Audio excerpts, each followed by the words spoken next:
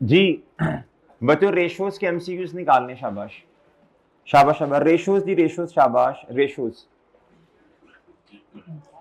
जी, ratios के MCQs आ जाओ भाई, आ जाओ जो अभी जल्दी आ जाओ, शाबाश, चुप करके खामोशी से बैठ जाना। The acid test also known as quick ratio should include which of the following. जी क्विक रेशियो में क्या आएगा जी, इन्वेंट्रीज तो नहीं आती, current asset minus inventory divide by current liabilities, ये आएगा ये आएगा ये आएगा। Then what will be the effect on the of the above transaction on the current ratio, कहता सालिक है द नेट करंट लायबिलिटीज। अब मेरी बात जरा गौर से सुननी है भाई, नेट करंट लायबिलिटीज का मतलब क्या है? नेट करंट लायबिलिटीज का मतलब लायबिलिटीज, कहता एसेट माइनस, क्या किया बच्चों हमने, एसेट माइनस लायबिलिटीज की, तो बच्चों तो जवाब जो आया, मिसाल इस तरह ले लेते हैं ना, आपको याद है बच्चों एसेट, नहीं ना बोलो मौलाना, ना बोले ना, बस करें आप जी, बस खामोश हो जाए ना, आप सबसे ज्यादा बोलते हैं क्लास में जी। हाँ जी, asset minus current asset minus current liabilities net current asset के बराबर होता है, ऐसे ही है बच्चों। अच्छा, नेट लायबिलिटीज का मतलब है जी जब दोनों को आपस में नेट किया तो जवाब क्या आया बच्चों, नेट लायबिलिटीज की शक्ल में आया। ऐसा कोई हैरान होकर पूछ रहे हैं कि वाकई ऐसा है, सारे गवाह हैं यार जी।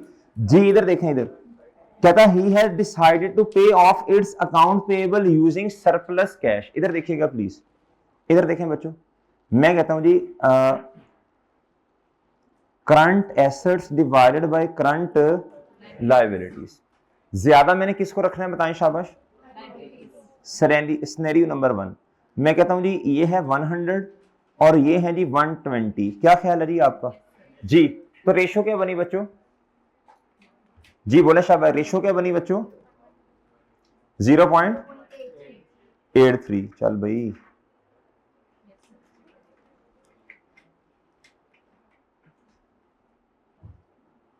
हेलो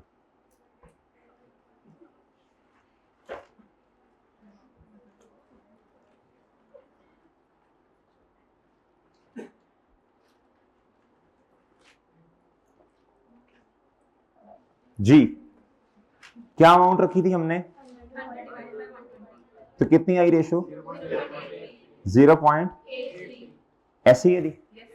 अब वो कह रहे हैं, कहता डिसाइडेड टू पे account payable using cash surplus, यानी कैश क्रेडिट पेएबल। आप जरा सुनिएगा, मैं कहता हूं 10 रुपए से सिनेरियो नंबर 2 कैश भी कम हो गया और लायबिलिटीज भी कम हो गई। डन बच्चों, बता दें जी कमजोर कौन है? वैसे तो आपको समझाने के लिए हमने तो कमजोर को देखना था, इसको ना भी बनाते ना, ये कमजोर है, ये कमजोर है बच्चों, ये अगर बोलो शाबाश कम होगा तो रेशो भी जी, बहरहाल आप देख लें जी 0.81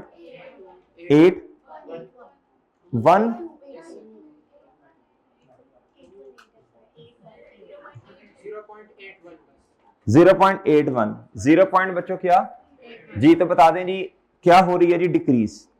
डन, डन है जी। जी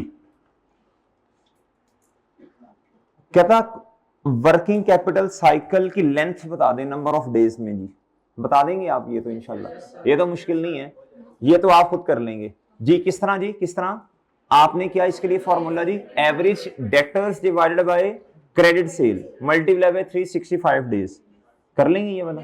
फिर एवरेज क्रेडिटर डिवाइडेड बाय बच्चों क्या जी, average creditors divided by credit purchases. अगर क्रेडिट परचेजेस क्वेश्चन में नहीं है तो फिर मजबूरन क्या करेंगे जी, मजबूरन क्या करेंगे बच्चों, कॉस्ट ऑफ सेल।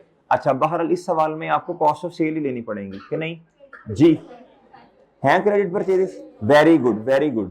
फिर उसके बाद बच्चों तीसरा formula average inventory divided by बच्चों cost of sale divided by cost of sale multiply by 365। अब एक बात याद रखिएगा, एक बात याद रखिएगा भाई, एवरेज तब आएगा जब पिछले साल का भी डेटा आपको दिया जाएगा, अगर नहीं है तो फिर एवरेज नहीं, नॉर्मल बस अपने साल के डेटर्स क्रेडिटर्स उठा लें। सही है जी, और सही है। हाँ एक बात और मुझे याद आ गई, इसमें बच्चे कंफ्यूज होते हैं, 2011 2012 और 2013, क्या मेरी बात समझ रहे? अगर मैं 2012 का डेटा इस्तेमाल कर रहा हूँ, इसकी रेशियोज निकाल रहा हूँ, तो एवरेज इन दोनों से मिलके आएगी। चुप हो जाओ, चुप इन दोनों से मिलके आएगी। अगर मैं 2013 पे हूं तो फिर इन दोनों से मिलके आएगी। अगर मेरे भाई मैं 2012 पे हूं, किस पे हूं, तो अब 13 की जब कैलकुलेशन करूंगा इसकी एवरेज तो आ जाएगी, 12 की नहीं आएगी। तो लिहाजा फिर आपने अपना अपना साल लेना है। डन, डन है बच्चों, बस ये ख्याल करना है जी।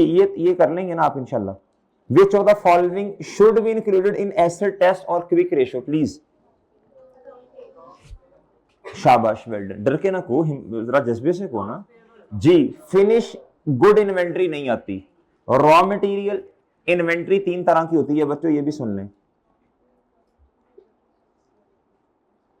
इन्वेंट्री बच्चों 3 तरह की होती है सर। एक होती है जी रॉ मटेरियल की इन्वेंट्री। क्या होती है बच्चों? Raw material. रॉ मटेरियल क्या होता है बच्चों? सर जी ये हमने ना फर्नीचर बनाना, रसलान हमने क्या बनाना? फर्नीचर। भाईजान हमारे किधर जा रहे हैं रसलान? अच्छा, हमारे पास ना बच्चों हम ना आप जंगल में गए, ठीक है, साथ और भी लोग थे, और भाई परेशान हो गया ना, और बच्चों लकड़ी काट के ले आए। आज असल में ना मजाक का टाइम है ही नहीं, काम बहुत ज्यादा है। अब बच्चों लकड़ी काट के ले आए, सही है बच्चों। अब दिस लकड़ी इज रॉ मटेरियल। ये वो मटेरियल है जो भी रॉ फॉर्म में है। इस पर क्या होगा? प्रोसेस होगा। क्या होगा बच्चों? इस पर काम होगा, लेबर लगेगी, मशीन, ऐसे ही है भाई। फिर ये समाई फिनिश गुड बनेगा। क्या बनेगा? जिसे आप वर्क इन प्रोग्रेस कहते हैं। ऐसे ही है बच्चों जी। फिर मेरे भाई तीसरी इन्वेंट्री, ये दूसरी होगी बच्चों समाई फिनिश गुड। आप बड़े हो गए हैं, समी नहीं कहना। समी कौन है भाई? जी जी, finish good. Okay sir, okay बच्चों। ये फिर चौथा होता है पैकिंग मटेरियल। क्या होता है बच्चों? ये सारे ही इन्वेंटरी का हिस्सा। डन बच्चों। अच्छा, अगर कभी पेपर में उसने आपको कह दिया, उसने रॉ मटेरियल भी दिया हुआ बच्चों, उसने वैसे हमारे सिलेबस में अकाउंटिंग फॉर मैन्युफैक्चरिंग नहीं है, R1 के सिलेबस में नहीं है, लेकिन मैं वैसे ही आपको बता रहा हूँ बच्चों, वैसे ही बता रहा हूँ। तो फिर आपने क्या करना है? Raw material, average raw material, और सही है बच्चों। फिर क्या उसका नाम है जी, आपने क्या करना है? डिवाइड कर देना है जी इसकी परचेजेस के साथ। सही है। इधर तो खैर परचेजेस नहीं होती, समाई फिनिश गुड छोड़े, बहरहाल ये हमारे सिलेबस में नहीं है। असल में वो गुड्स कंज्यूम्ड इस तरह की बातें आ रही होती हैं, छोड़े, खैर ये हमारे सिलेबस में नहीं है, हम क्यों इस पे बात करें। बहरहाल इधर आ जाए बच्चों। तो कहता एवरेज रिसीवेबल टर्न ओवर। ये मुझे बताएं पहले, इसका फॉर्मूला किसको याद है? रिसीवेबल टर्न ओवर, टर्न कर दें, रिसीवेबल को टर्न कर दें। क्रेडिट, क्रेडिट सेल्स, परचेज नहीं, डिवाइडेड बाय एवरेज। जी भाईजान एवरेज डेटर हो सकते हैं this plus this divided by 2, ठीक है। और बच्चों क्रेडिट सेल्स ये पढ़ी है 630, कहता इसमें से 90,000 कैश सेल्स है। तो बच्चों ये कर लोगे फिर? इसमें से ये माइनस कर दो ना ये, और ठीक है भाई, हो जाएगा। बोल ही नहीं रहे जी। कहता which two of the following statements are सही। अच्छा, कौन सी स्टेटमेंट? अभी पढ़ के पता चलेगा। Net current asset have increase between the 2 साल। इस तरह की चीजें कहते हैं ना, कौन सी स्टेटमेंट सही है, जब तक ऑप्शंस ना पढ़े समझ ही नहीं आता। कहता नेट करंट एसेट इंक्रीज हो रहे हैं, कहता बिटवीन 2 ईयर्स। कहता the quick ratio have improved, यानी कहता इस साल की रेशो बिटवीन 2 ईयर्स का मतलब है दोनों सालों का कंपैरिजन करें तो हमारा वाला साल बेहतर है। देखते हैं जी नेट करंट एसेट इंप्रूव हो रहे हैं या नहीं, क्विक रेशो इंप्रूव हो रही है या नहीं। Customers paying more quickly 2015 as compare to 14, ये भी देखते हैं जी कस्टमर जल्दी, नंबर ऑफ डेज कम हो रहे हैं इनके या नहीं। Dawn limited is paying its supplier more quickly, यानी हमारे क्रेडिटर के डेज क्या हो रहे हैं बच्चों? कम हो रहे हैं, ये कम हो रहे हैं, ये बेहतर हो रही हैं, दोनों चीजें देखते हैं जी। अच्छा, नॉन करंट एसेट नहीं जी, नेट करंट एसेट क्या होते हैं? दिस दिस दिस, ये एसेट्स हो गए। क्या हो गए बच्चों जी। और ग्रीन से मैं करता हूं जी अकाउंट पेएबल को हाईलाइट, ठीक है। परचेजेस ऑन क्रेडिट, ये क्या होगा? पे, ये क्या? अच्छा ये तो परचेजेस है, सॉरी जी। बता दें बच्चों नेट करंट एसेट्स कितने बने? ये 3 ऐड करें और ये लेस कर दें, कितना होगा? 28.8। इन तीनों को भी ऐड करें, कितना भाई? ये माइनस भी करना है, ये माइनस भी करना है ना। नेट करंट जी कितना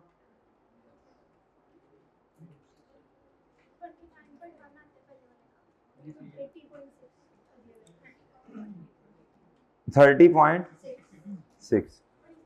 इसका कितना आता है जी, और इसका? अच्छा बताएं जी, नेट करंट एसेट इंप्रूव हुए या नहीं? देखो ये साल हमारा क्लोजिंग है ना, हमारा साल है, तो ये सही बात नहीं लिखी हुई जी। Quick asset ratio, quick ratio has improve. Quick ratio में क्या क्या चीज है? इन्वेंट्री नहीं आएगी बच्चों। इन दोनों को ऐड करें 25.2 और ये 5.4 डिवाइड बाय लायबिलिटीज करें, इन दोनों को ऐड करें, इससे डिवाइड करें जी। इन दोनों को ऐड करें, इससे डिवाइड करें, कितना आता है? 1.55। ये 2014 का आया। 15 का बताएं। इन दोनों, इन्वेंट्री को नहीं लेना इसमें, इन दोनों को ऐड करें, ये माइनस करें, हैं? अच्छा इससे डिवाइड करें 1 पॉइंट। तो बताएं क्विक रेशो हैज इंप्रूव्ड। बताएं बच्चों, इधर देखो, इधर देखो, क्विक रेशो का मतलब क्या बताएं? शाबाश। Current asset divide by current जी। तो ये क्या हो रही है बच्चों? डिक्रीज हो रही है, इंप्रूव थोड़ी हो रही है बच्चों जी। Customers are paying more quickly. यार ये तो फिर आपको वही फॉर्मूला लगाना पड़ेगा नंबर ऑफ डेज वाला। क्या ख्याल है? एवरेज डेटर्स तो नहीं होंगे, खैर ये करेंगे आप बच्चों 25.2। ये तीसरा प्रूव कर रहा हूं मैं। 25.2 डिवाइडेड बाय क्रेडिट सेल्स हैं, ये रही 252। ये रही बच्चों 252 मल्टीप्लाई बाय 365 दिन जी 36 पॉइंट। और जी दूसरी 2015, ये तो मैंने 14 का किया। इसके लिए बच्चों क्या पकड़ना है जी? 19.8 डिवाइडेड बाय 216 30। तो भाई ये देखो ना, ये कहते customer is paying more quickly, तो ये बात ठीक है ना? फिर वो 2-3 दिन का फर्क पड़ तो गया। क्या ख्याल है? ठीक है, तो ये और ये सही है। इसको खुद देख लेंगे फिर आप, डी वाले को। क्या ख्याल है? अच्छा जी, the highest gross profit ratio of the book seller may be because. कहता जी हायर ग्रॉस प्रॉफिट रेशियो। अब जरा ना गौर से बात सुननी है। एक बंदा जी मछलियां बेचता है, क्या करता है? आमिर सेल्स मछलियां एंड आबिद सेल्स बुक्स। अब मुझे बताएं, दोनों के बिजनेस की नॉर्म डिफरेंट है। जो फिश वाला बिजनेस है ना, इसमें वेस्टेज के चांसेस बहुत ज्यादा होते हैं, लॉसेस बहुत ज्यादा होते हैं। और बच्चों ऐसे ही है ना जी, लॉस बहुत ज्यादा होता है। नॉर्मल लॉस जिसे कहते हैं, नॉर्मल, सही है बच्चों, नॉर्मल लॉस बहुत होता है ना। अच्छा कहता जी both operates on 50% markup on, ठीक है। कहता however their gross profit ratio are as, कहता जी आमिर साहब की 25% है और आबिद की कितनी है जी? मुझे बताएं जी, आमिर मछलियां बेचता है और आबिद किताबें बेचता है, तो बताएं इसमें रीजन क्या है जी? बताएं शाबाश। उसमें रिस्क ज्यादा है ना मछली वाले बिजनेस में, और ऐसे ही है जी, तो मार्जिन कम हो जाता है। फिर क्या होता है बच्चों? There is more wastage with fish stock then. हाँ ये बात 100% एक्यूरेट लिखी इसने, ये बात बिल्कुल ठीक लिखी हुई है भाई। कहता Amir has a substantial bank loan whereas Abid business is entirely financed by her. नहीं, इसका इससे क्या ताल्लुक है बच्चों? इसका तो इससे ताल्लुक ही नहीं है ना, इसका इससे तो कोई ताल्लुक नहीं है ना। ये ग्रॉस प्रॉफिट से इसका क्या ताल्लुक है? Aamir has expensive high street premises, ये तो रेंट की बातें कर रहा है, इसका ग्रॉस प्रॉफिट से क्या ताल्लुक?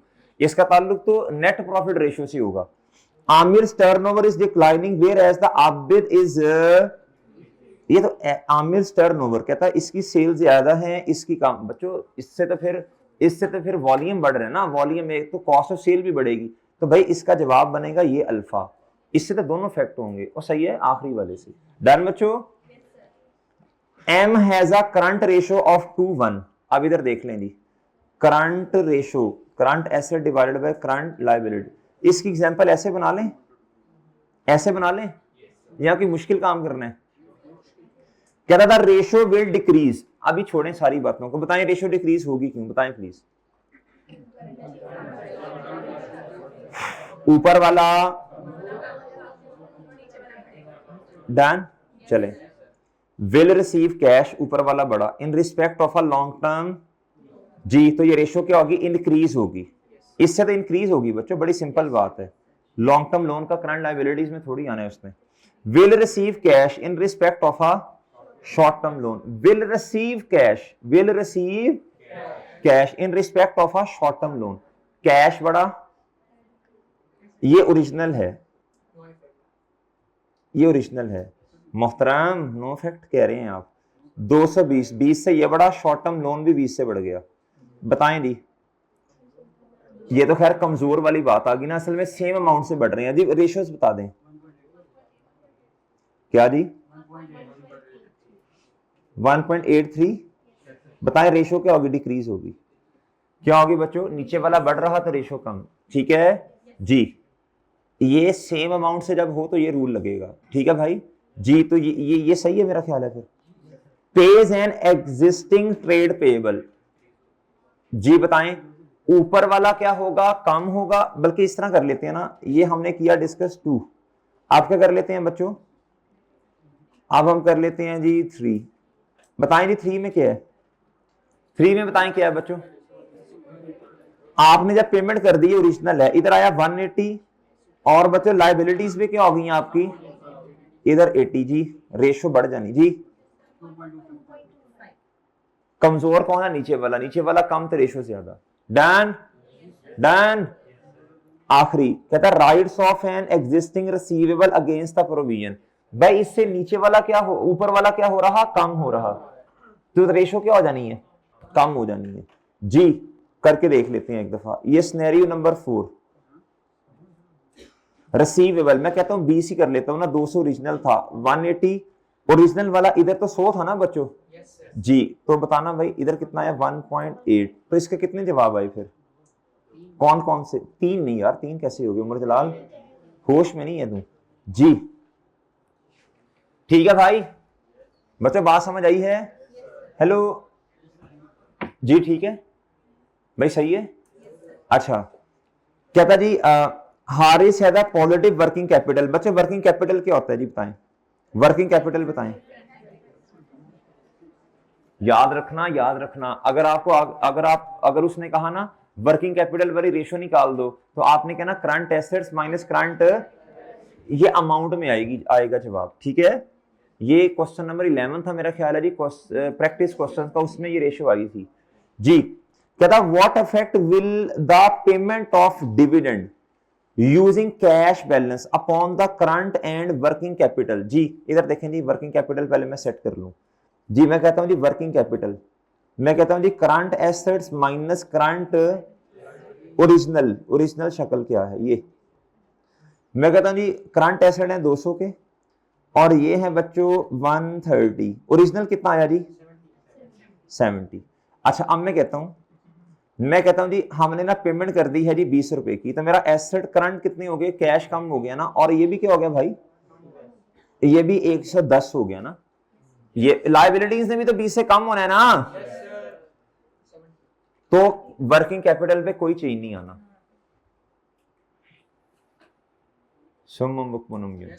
वर्किंग कैपिटल ये इस तरह तो कहो, हाँ वर्किंग कैपिटल पर कोई चेंज नहीं आना। भाई जुबानी तो नहीं करवाया अल्लाह के बंदो, आपको इधर लिख के दी हैं चीजें, देख लो जी। अब आप कहता करंट रेशियो पे क्या चेंज आना है, इधर देखें। मैंने कहा जी इसी एग्जांपल को ले लें ओरिजिनल वाली, मैंने कहा 200 और 130, बताइएगा जी कितनी बनी है, 1.54। अच्छा अब ये ओरिजिनल शक्ल थी, क्या थी बच्चों, अब ये चेंज वाली शक्ल है, चेंज होकर शक्ल बदल जाती है ना। फिर इधर देखें, अब मैंने इधर किया 180 और इधर किया 110, कमजोर ये है तो रेशो नहीं बढ़ना है जी, बताएं ओके। कमजोर कौन था बच्चों, ये भी कम, ये भी कम, जिंदगी में कम जी। इधर देखो ये 110 पे आ गया, ये 180 पे, ये कम तो रेशो ज्यादा, ठीक है बच्चों। तो जवाब बताएं फिर। रेशियोज के एमसीक्यूज टेक्निकल हैं, बाकी तो आपने किए, क्या टेक्निकलिटी है भाई उनमें। जिसने किताब, जिसने साथ साथ लेक्चर्स लिए, बातें सुनी है, आप इंशाल्लाह 80% के जवाब सही देंगे। हाँ कोई होते हैं 2-3 जिसमें कंफ्यूजन होती है बच्चों। रेशियोज के एमसीक्यूज सबसे टेक्निकल हैं, बात समझ रहे हैं बच्चों। अभी आपने आईएएस सेड किया, उसके क्या टेक्निकलिटी है भाई, उसमें कोई टेक्निकलिटी नहीं। आगे वाले चैप्टर्स में जो हमने आईएएस 23 या फलां फलूं, उनमें भी कोई टेक्निकलिटी नहीं है जी।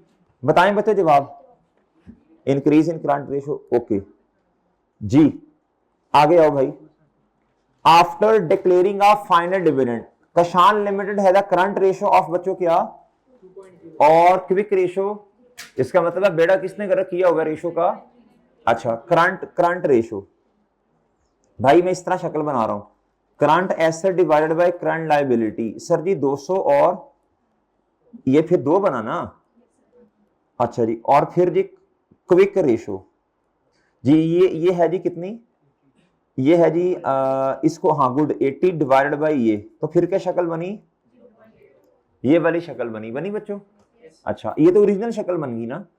अच्छा, if the company uses positive cash to pay the dividend, जी बताएं अब 20 रुपए इधर से भी कम कर दो जी, 180 डिवाइडेड बाय लायबिलिटी भी तो कम हुई ना 80, और इधर क्या करो, इधर 60 कर दो और इधर क्या कर दो 80 कर दो जी। बताएं जी।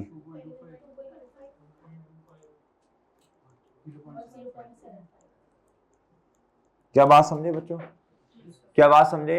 ये क्यों हो गया बच्चों, हमने तो ये सूल सीखा था कि नॉर्मली करंट रेशो जैसी होती है वैसे ही क्विक रेशो भी होती है। वो तब होती है जब क्वेश्चन में कुछ बताया ना हो।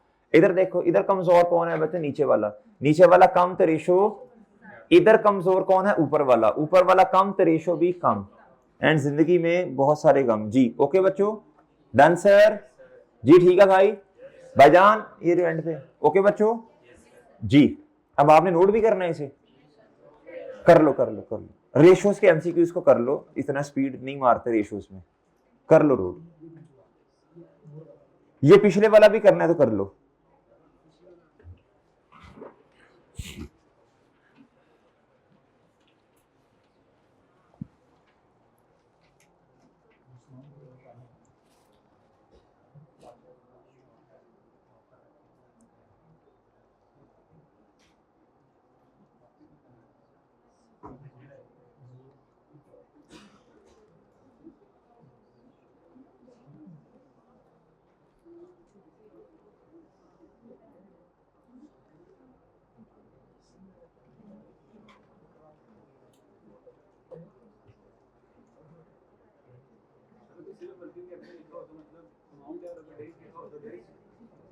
जी मोहतरम, हाँ बच्चों बात सुनो, बात सुनो, सुनाता हूं जरा थोड़ा। इधर देखो बच्चे, वर्किंग कैपिटल, वर्किंग कैपिटल में ना बच्चों को ये समझ ही नहीं आती कि रेशियोज किस कौन से वाले निकालनी है। अगर तो लिखा हुआ सिर्फ वर्किंग कैपिटल तो रेशियो क्या बनेगी। ओके, दूसरी बात, पता नहीं रेशियोज इतनी इंपॉर्टेंट क्यों लग रही है मुझे इस दफा, मेरा दिल करता रेशियोज करवा। अच्छा इधर देखें, आगे आगे बच्चों, आगे इधर देखो, working working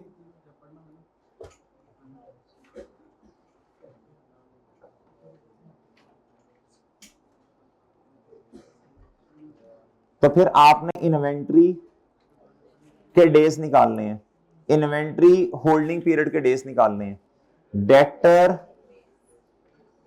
collection period collection days निकालने हैं, क्रेडिटर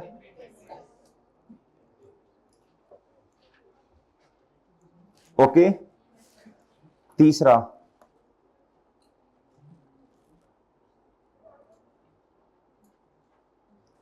फिर वर्किंग कैपिटल की तीसरी आती है टर्न ओवर रेशियोज। क्या आती हैं बच्चों,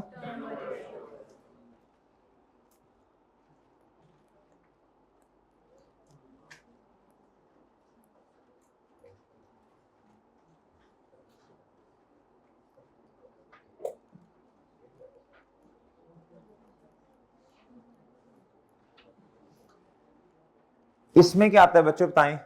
ये टाइम्स में रेशियो आती हैं, डेटर का टाइम, कितनी दफा पैसे देते हैं कस्टमर साल में, इन्वेंट्री का टाइम, कितनी दफा कन्वर्ट होती है सेल्स में, और क्रेडिटर का कितनी दफा हम उनको पैसे देते हैं। ये तीनों रेशियो ओके,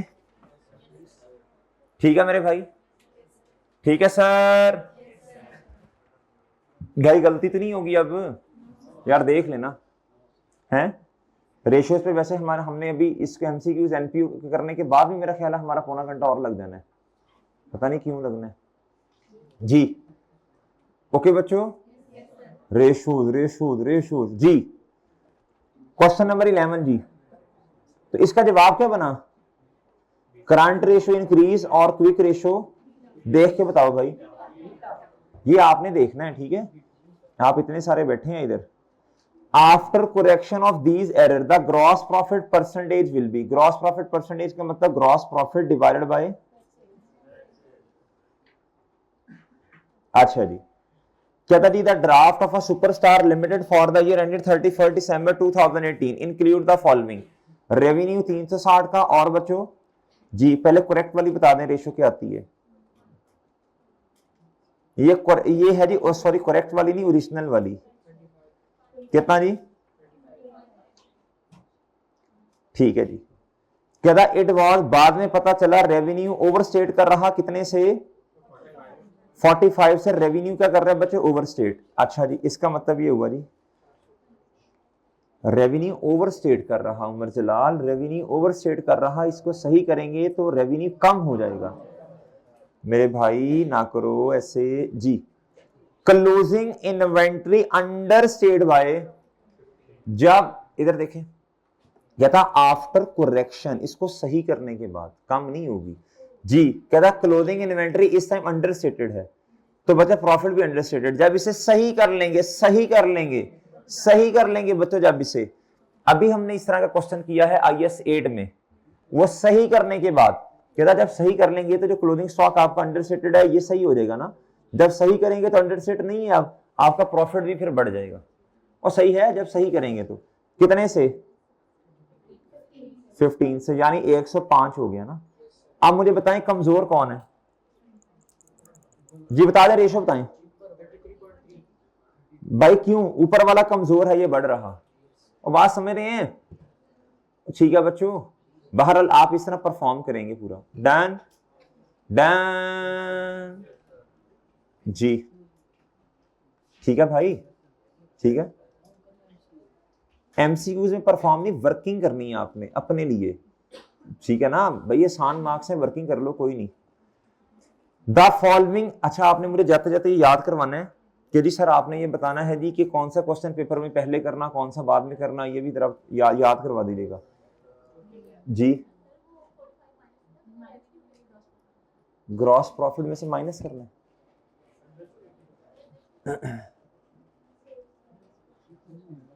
बच्चे, क्या हो गया आप लोगों को?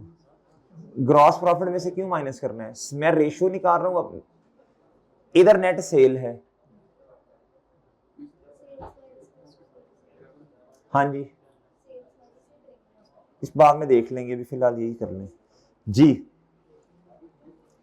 इधर आ जाए, इधर व्हाट वाज द रिटर्न, बाद में देख लेंगे, तसल्ली कर लेंगे। पूछ लीजिएगा जो क्वेश्चन हुआ इसमें, आपका नोट कर लें, बाद में पूछ लीजिएगा। क्या था? What was the return on capital employed जी। हिम्मत करें बच्चों, हिम्मत करें।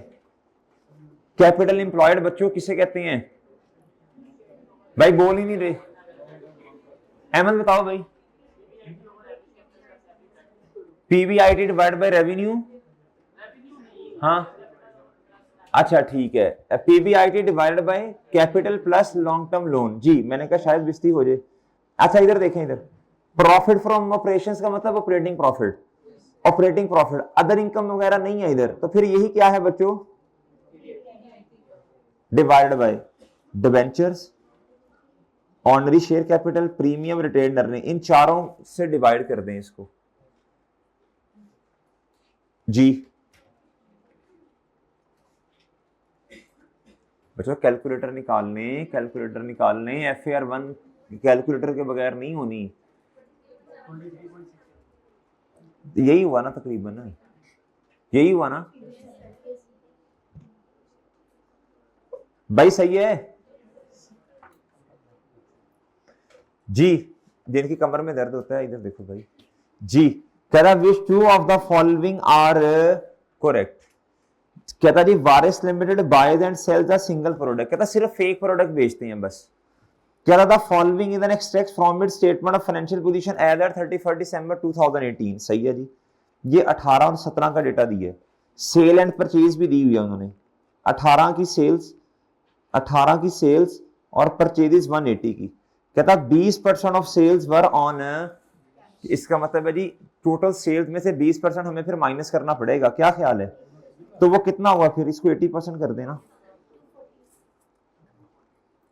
जी। एवरेज कलेक्शन पीरियड कैलकुलेट कर लेंगे आप, इन दोनों को ऐड करें और डिवाइड कर दें 2 से, divided by average debtor divided by credit sales to 40,000। ये कितना आता है 30,000 डिवाइडेड बाय 240,000 क्रेडिट सेल्स हैं। सही है मेरे भाई, मल्टीप्लाई बाय 365 दिन 45 पॉइंट, तो ये और 46 ही हो गए ना। ये लें जी, डन है बच्चों, डन है जी। चले ग्रॉस प्रॉफिट जल्दी से बता दें कितने, शाबाश, ग्रॉस प्रॉफिट बता दें। ये नहीं होना आपसे, पक्का पता नहीं। ग्रॉस प्रॉफिट बता दें बच्चों। सेल्स हैं आपके पास, पता नहीं क्या निकालना है, समझ नहीं आ रही। क्वेश्चन आउट ऑफ सिलेबस आ गया, गो सर गो।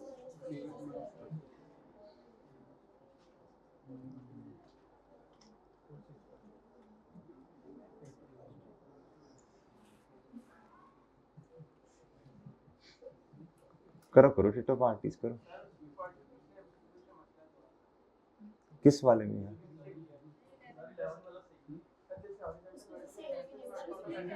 ये वाला बाद में देख लेते हैं, इसमें करवाएं, तसल्ली से देख लेंगे। इसमें आ जाओ, 11 को देख लेंगे दोबारा। इसको बताओ आप पहले, मैं इस पे टाइम लगाऊं फिर मैं 11 पे दोबारा जाऊं।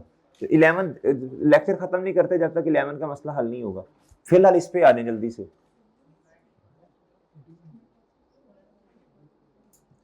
जल्दी बताएं भाई, कितना, कैसे आया 45%?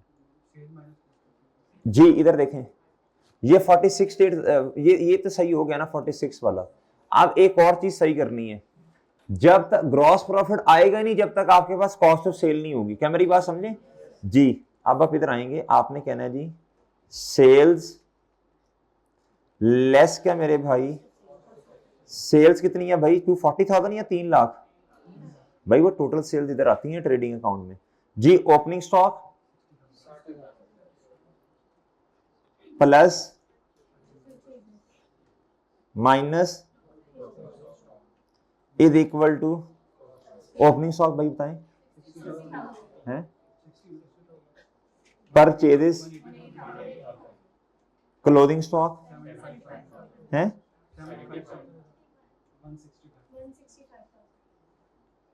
जी। कितना आया जी?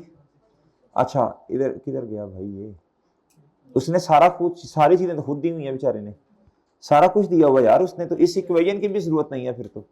जी आया जी 165,000। बेचारा ये इतना आसान क्वेश्चन है जी। बताएं बताएं जी, 135,000 डिवाइडेड बाई 300। ओके ओके बच्चों, तो ये डेल्टा सही है। फिर क्या ख्याल है आपका? डेल्टा सही हो गया बच्चों? ओए ओके है, डन डन जी। ले सर वर्किंग करें।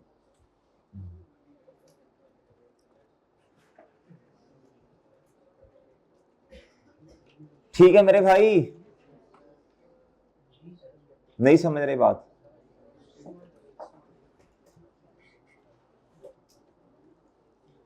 एक कंपनी गियरिंग रेशो कहता 60% है, कितने परसेंट है बच्चों? ये किस तरह बनी होगी फिर? 60% डेट है और भैया 40% क्या है बच्चों?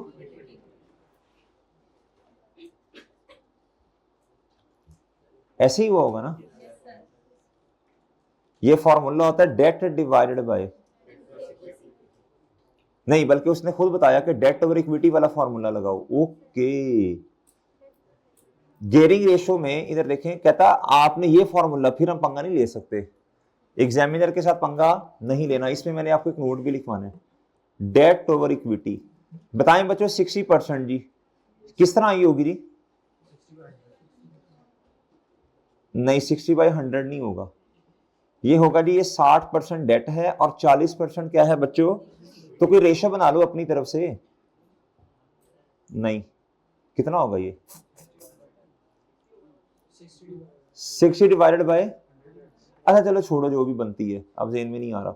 इधर से पढ़ के बता दो बच्चों, इधर से पढ़ के बताओ, अगर इक्विटी बढ़ेगी तो ये रेशो क्या होनी है, और अगर बच्चों डेट बढ़ेगा तो ये रेशो ज्यादा होगी। अब जरा ध्यान से, द डिक्रीज इन, अच्छा मुझे बताएं डेट ज्यादा है या फिर इक्विटी ज्यादा है?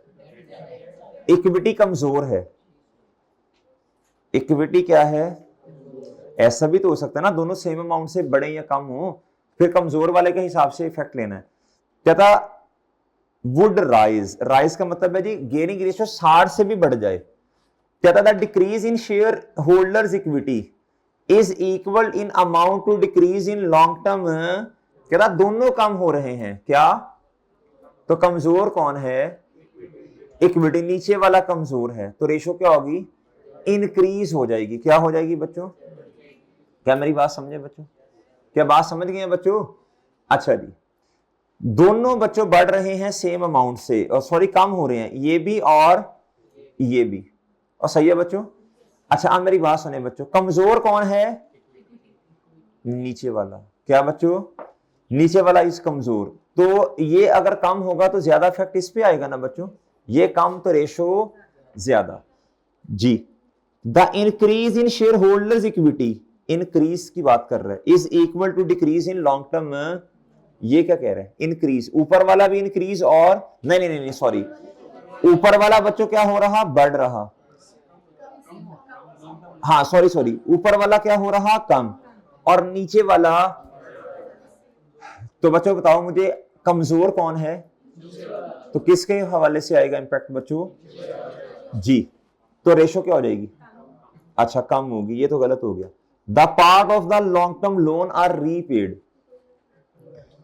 बच्चों द पार्ट कहता हमने कुछ लोन रीपे कर दिया, जब हमने लोन रीपे किया तो बच्चे बताओ ये रेशो क्या होगी, कम होगी, डेट कम हो गया, बड़ी सिंपल सी बात है बच्चों, गेयरिंग रेशो कम होगी।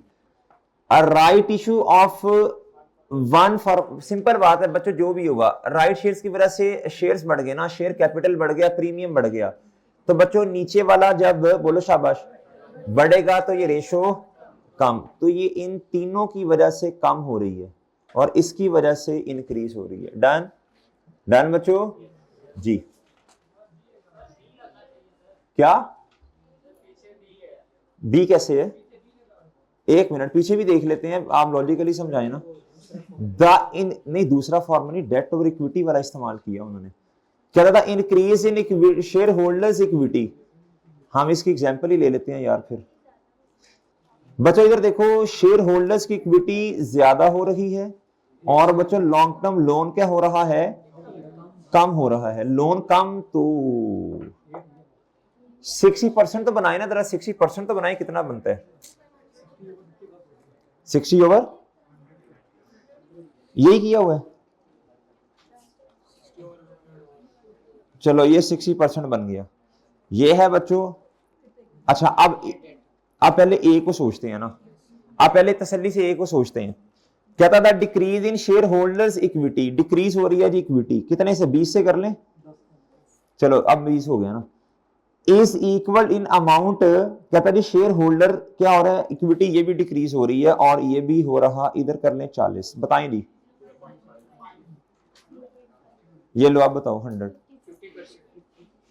अच्छा बी, हाँ जी ये बताएं आप, कहता है ये क्या हो रहा है, शेयर होल्डर की इक्विटी क्या हो रही है, इंक्रीज, तो इसके साथ मुकाबला करना है जो ओरिजिनल है, कितना हो गया बच्चों, ये 80 नहीं पाई, ये बढ़ रही है जी, इधर आए इधर, और बच्चों ये क्या हो रहा है, लॉन्ग टर्म लोन डिक्रीज हो रहा, इसको भी फिर 20 से क्या कर दो बच्चों, ये आ जाएगा 40, अब बताएं 30, ये तो बेड़ा गर्क कर दी है। The increase in share holders equity is equal in amount, यार यही बनती है अल्लाह के बंदो, यही बनता है मेरे ख्याल से तो जी, यार यही बनता है यार, और तो सॉल्व करके देख लें बेशक, आप इसको सॉल्व करके देख लेना, ये तो पॉसिबल ही नहीं है फिर इस तरह जी। चलो इस पे दोबारा भी एक दफा निगाह मार लेंगे हम।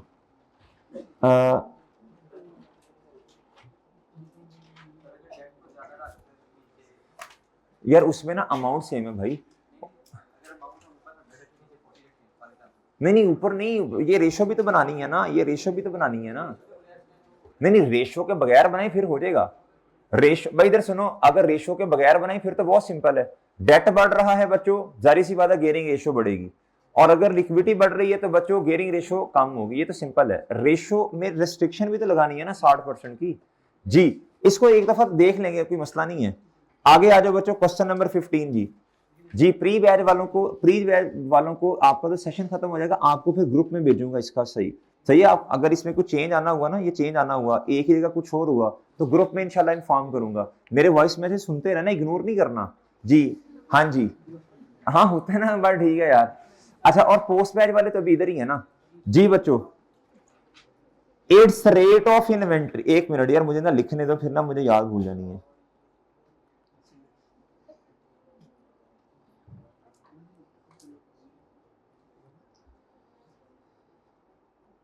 चलो ठीक हो गया जी बच्चों। If its rate of inventory turnover for the year. जी मेरे भाई इन्वेंट्री का टर्नओवर रेट जी बताएं बच्चों, टाइम्स में डेटा बताना है आपने, बताएं शाबाश। Cost of sale divided by average inventory. बताएं कॉस्ट ऑफ सेल भाई। ये 240 खुद दी हुई है उन्होंने। हाँ जी 240,500, और एवरेज इन्वेंट्री भी निकल आएगी ना। ये है जी ओपनिंग और ये है क्लोजिंग, तो इसे 2 से डिवाइड करो है।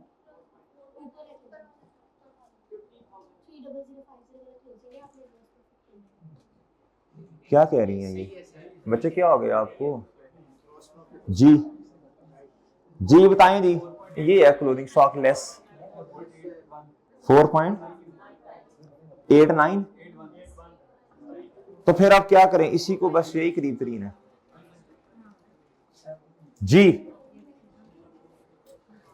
कहता जी the cost of credit sales was. बच्चे चुप हो जाएं, बस करें अब, बस हो गया जो होना था। वो अब तबसरा नहीं करते, असल में मुझे पता नहीं चला, वो ऊपर ये है, तुम्हें नहीं पता चला, तुमने बता देना था। अब छोड़ें, अब जो होना था हो गया, छोड़ें, इग्नोर करें, आगे चलें आगे। ठीक है गुड शाबाश, हिम्मत तो कर रहे हैं आप। The cost of credit sales was. आपने क्रेडिट सेल नहीं बतानी, आपने क्रेडिट सेल का क्या बताना, उस सिर्फ किसकी कॉस्ट बतानी है बच्चों। एक होता है cost of sale, cost of sale का मतलब होता है क्रेडिट सेल हो चाहे क्रेडिट सेल हो, इधर किसकी कॉस्ट बतानी है, तो बता देंगे इंशाल्लाह, मसला नहीं है। कहता जी with the margin on sale, इतना जरूरत पड़ी तो ये देख लेंगे। टोटल सेल 4 लाख रुपए की है। कहता जी उसके बाद बच्चों, कहता जी रिसीवेबल का कलेक्शन पीरियड है 64 दिन का, 64 डेज। एवरेज बच्चों रिसीवेबल्स कितने हैं बच्चों, आप प्लीज मेरी बात सुने। चलो 1 मिनट लो, आप खुद बताओ, मैंने नहीं बताना इसमें, बताओ, सोचो सोचो सोचो, फॉर्मूला सोचो, कैसे हिम्मत करें, क्या करें क्या करें क्या करें हैं। हेलो बच्चों, इसको चलाओ, इस खोपड़ी को बच्चों, चलाओ चलाओ, आप इतने सारे हैं बच्चों, मैं अकेला बैठा हूं, ये चलाओ चलाओ जी। भाई इधर देखो बच्चों, इधर देखो, गुड्डू इधर देखो, गुड्डू इधर देखो भाई।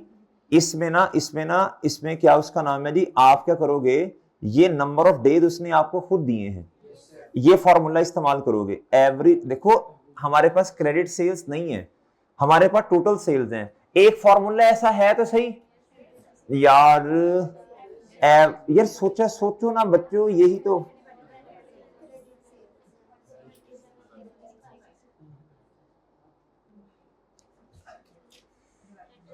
जी।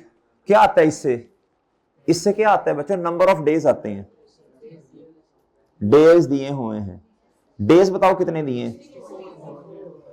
इज इक्वल एवरेज डेटर कितने हैं 32,000।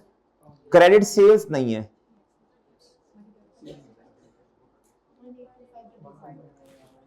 जी, कितना 180,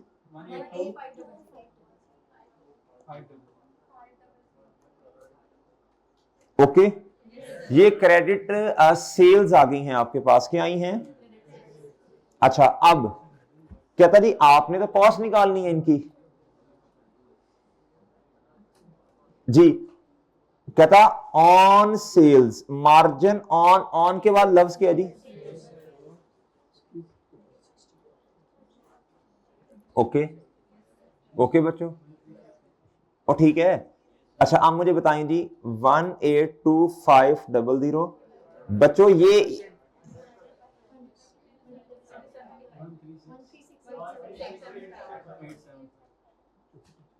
ठीक है, ठीक है बच्चों, ठीक है, ओके सर, कर लो नोट।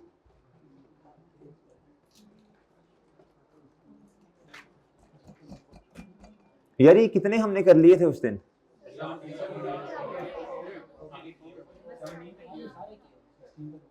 ये 17 हो गया था। अच्छा अब बच्चे एक मिनट, अब मैं 11 पे आता हूं दोबारा।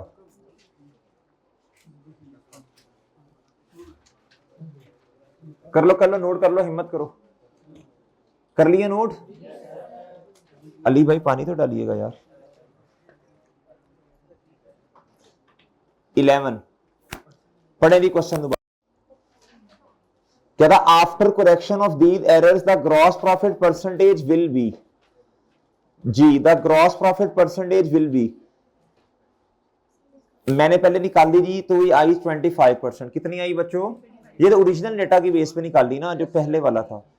It was subsequently discover revenue was overstated by 45 million, revenue overstated था। कहता लेकिन आपने ना आफ्टर करेक्शन इसको सही जला कर, इसको सही करने के बाद आपने इम्पैक्ट बताना है आफ्टर करेक्शन। मेरे भाई जब मैंने इसको सही किया ना तो ये आ गया 360 से 315 पे। ठीक है बच्चों? अच्छा अब असल में हुआ ये होगा, हम फॉर्मेट ही बना लेते हैं, हम फॉर्मेट ही बना लेते हैं। Sales is equal to GP. बताएं ओरिजिनल वाला डेटा क्या है? ओरिजिनल वाला डेटा कितना था? 360। ये कितना था? तो ये कितना यार? 270 ऐसे ही था। अब एडजस्टमेंट डालो इसमें जी। ये कितना आया बच्चों? 315। अच्छा बच्चों क्लोथिंग स्टॉक कहता अंडर स्टेटेड है, क्या है? अच्छा इधर देखें, क्लोथिंग स्टॉक है जी अंडर स्टेटेड 15 से। जब क्लोथिंग स्टॉक अंडर स्टेटेड है, बड़े तवज्जो से बात सुननी है, जब मैंने कम इधर से कुछ माइनस किया तो ये क्या हो गया बच्चों? बच्चों मैंने मिसाल दे रहा हूं, अंडर स्टेटेड का मतलब होता है जी clothing stock is directly proportional to the profit, while inversely proportional to the, clothing stock क्या करता है? कॉस्ट को, बोले शाबाश, क्लोथिंग स्टॉक कम करता है। मेरी बात समझे?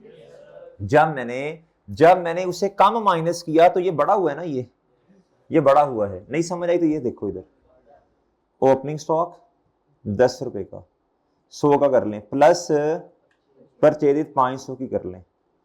क्लोथिंग स्टॉक बच्चों आप कर लें जी 120 का।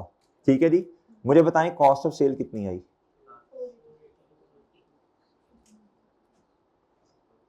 अंडर स्टेटेड है क्लोथिंग स्टॉक, यानी ये क्या है? कम है। कितना? मिसाल दे रहा हूं, मैं कहता हूं जी ये 15 से कम है, ये कितना आया? तो कॉस्ट ऑफ सेल कितनी है?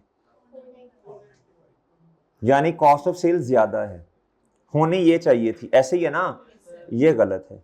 क्या मेरी बात समझे? क्या मेरी बात समझे? इस टाइम कॉस्ट ऑफ सेल क्या है बच्चों?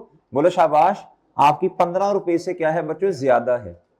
अच्छा तो मैं फिर इसे 15 से कम कर दूं, 250। अच्छा ये बताइएगा कितना? ये आया 60। कितना आया बच्चों? 60 डिवाइडेड बाई 315 करें, 19। ये है ऑप्शन में? हाँ ठीक है, ये नोट करें बच्चों, ये टेक्निकल पॉइंट है, ये फॉर्मेट बना के करना। इस तरह का सवाल आया तो फॉर्मेट बना के करना, फिर जिसमें ग्रॉस प्रॉफिट दो इंपैक्ट आ रहे हो, ये फॉर्मेट बना लो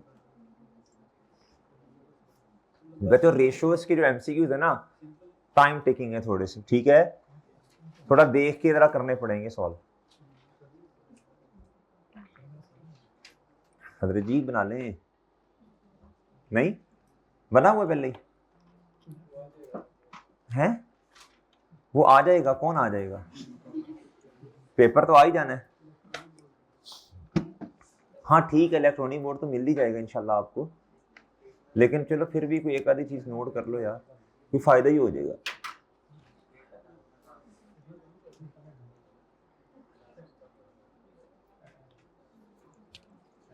ये तो कोई और चीज थी मेरे भाई, इसको भी नोट कर रहे हैं।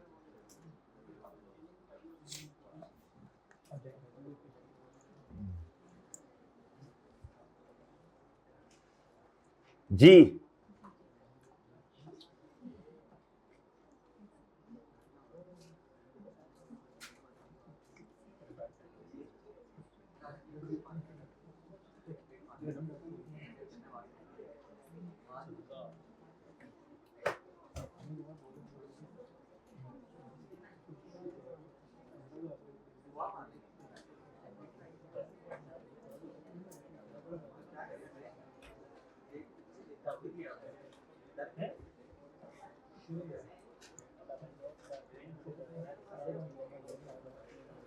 जी मेरे भाई, भाई बाकी हो गए हैं।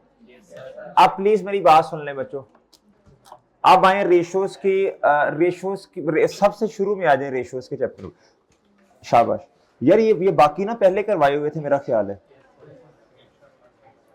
ओए ओए अस्सलाम वालेकुम यार, ले आओ। ओके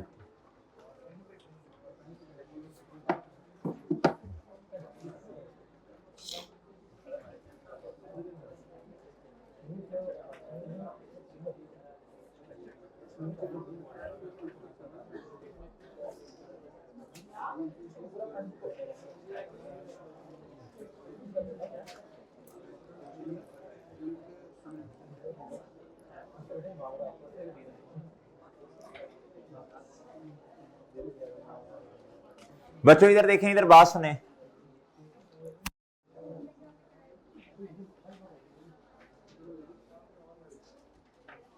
हो जा सही भाई,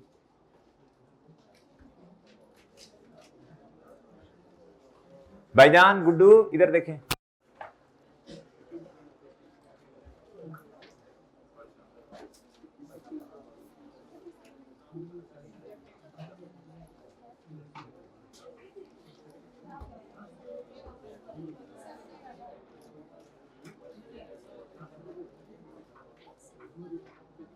बच्चों बात सुने, हॉरिजॉन्टल वर्सेस वर्टिकल एनालिसिस।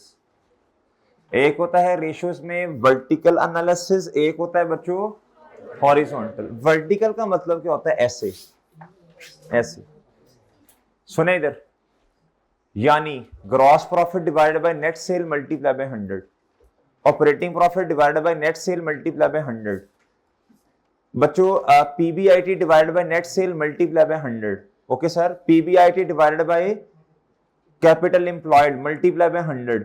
जी फिर उसके बाद बच्चों पीबीआईटी डिवाइडेड बाय एस, ओ चुप हो जा पाई, PBIT divided by assets total multiply by 100।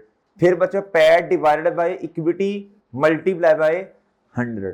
अच्छा एक चीज आपको और बतानी थी, रिटर्न ऑन इक्विटी का फॉर्मूला जो है ना, वो जो आपको समरी दी थी उसमें लिखा हुआ है हमने पैट माइनस डिविडेंड किसका, इररिडीमेबल का, वो आप माइनस करेंगे, फिर आप डिवाइड करेंगे किसके साथ बच्चों, बोलो शाबाश, इक्विटी के साथ। ये बात याद रखनी है। अभी तक क्या उसका नाम है जी, प्री बैच वालों ने इररिडीमेबल प्रेफरेंस शेयर्स को पढ़ लिया है ईपीएस में, पोस्ट बैच वालों को इंशाल्लाह भी पढ़ा दिया जाएगा। बात समझ आई बच्चों, पैड में से इररिडीमेबल प्रेफरेंस शेयर्स का डिविडेंड माइनस करेंगे, फिर डिवाइड करेंगे किसके साथ बच्चों, इक्विटी के साथ। क्या मेरी बात समझ रहे, क्या बात समझ रहे हो बच्चों?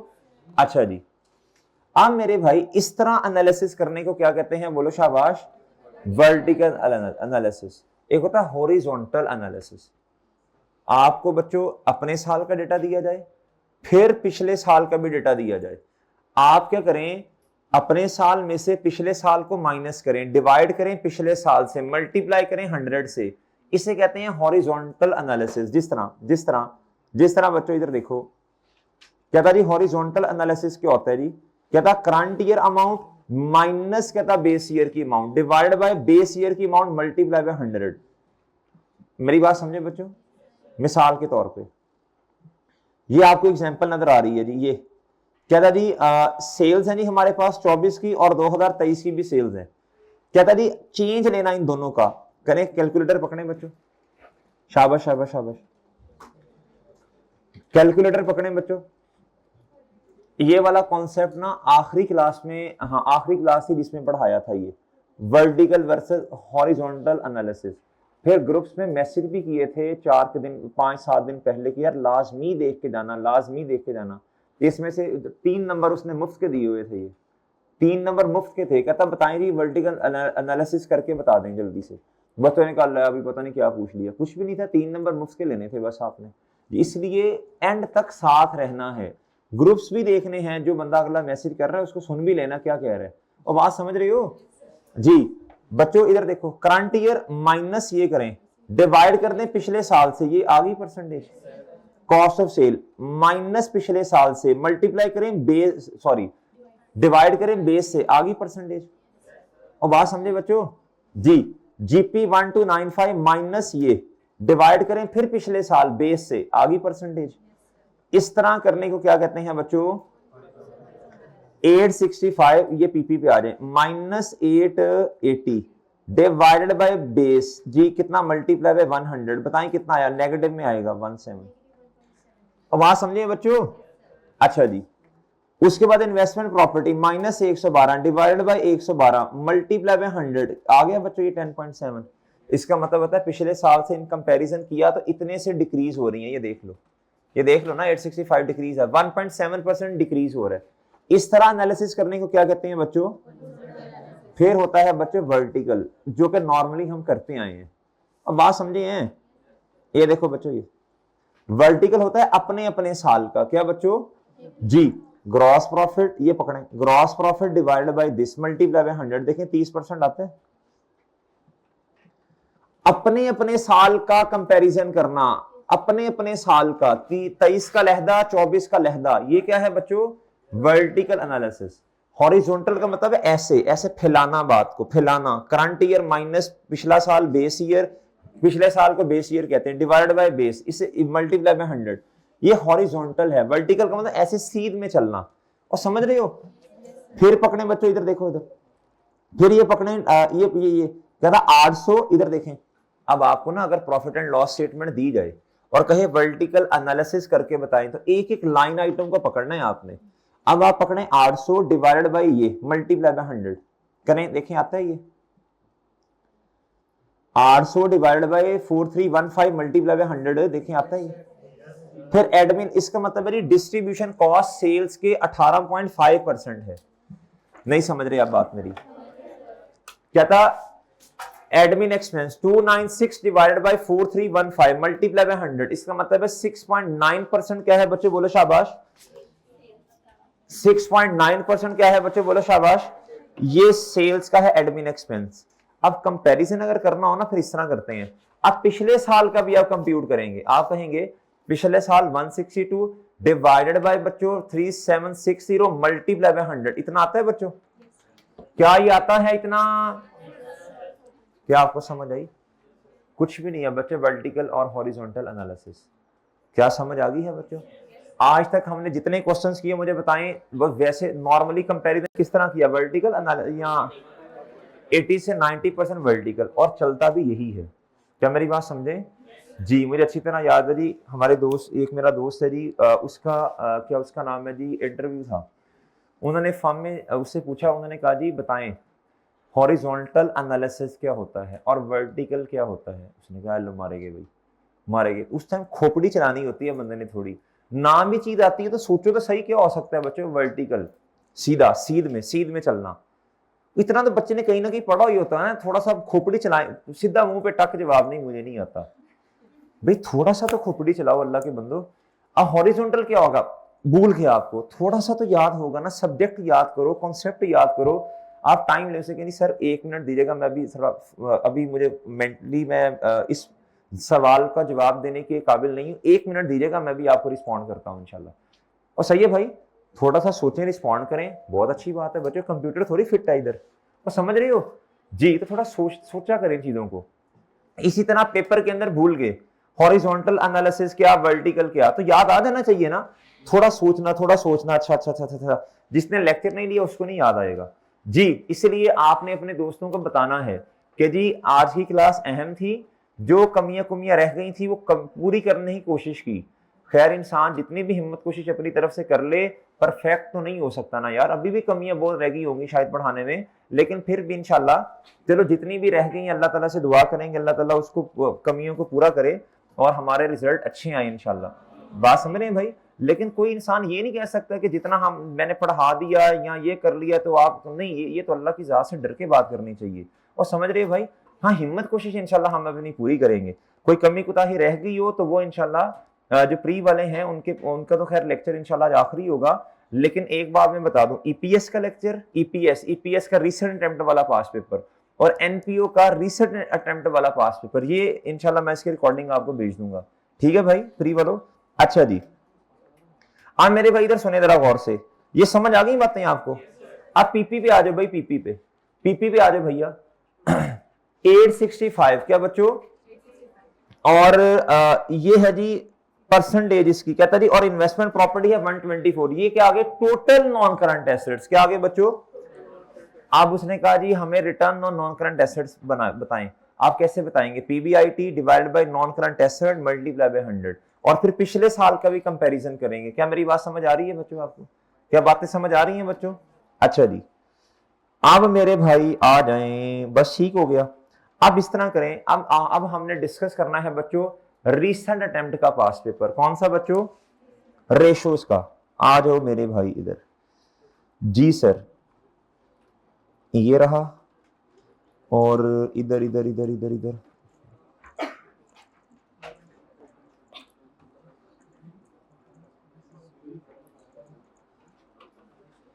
इधर कहीं ना कहीं तो पास पेपर रखे थे मैंने।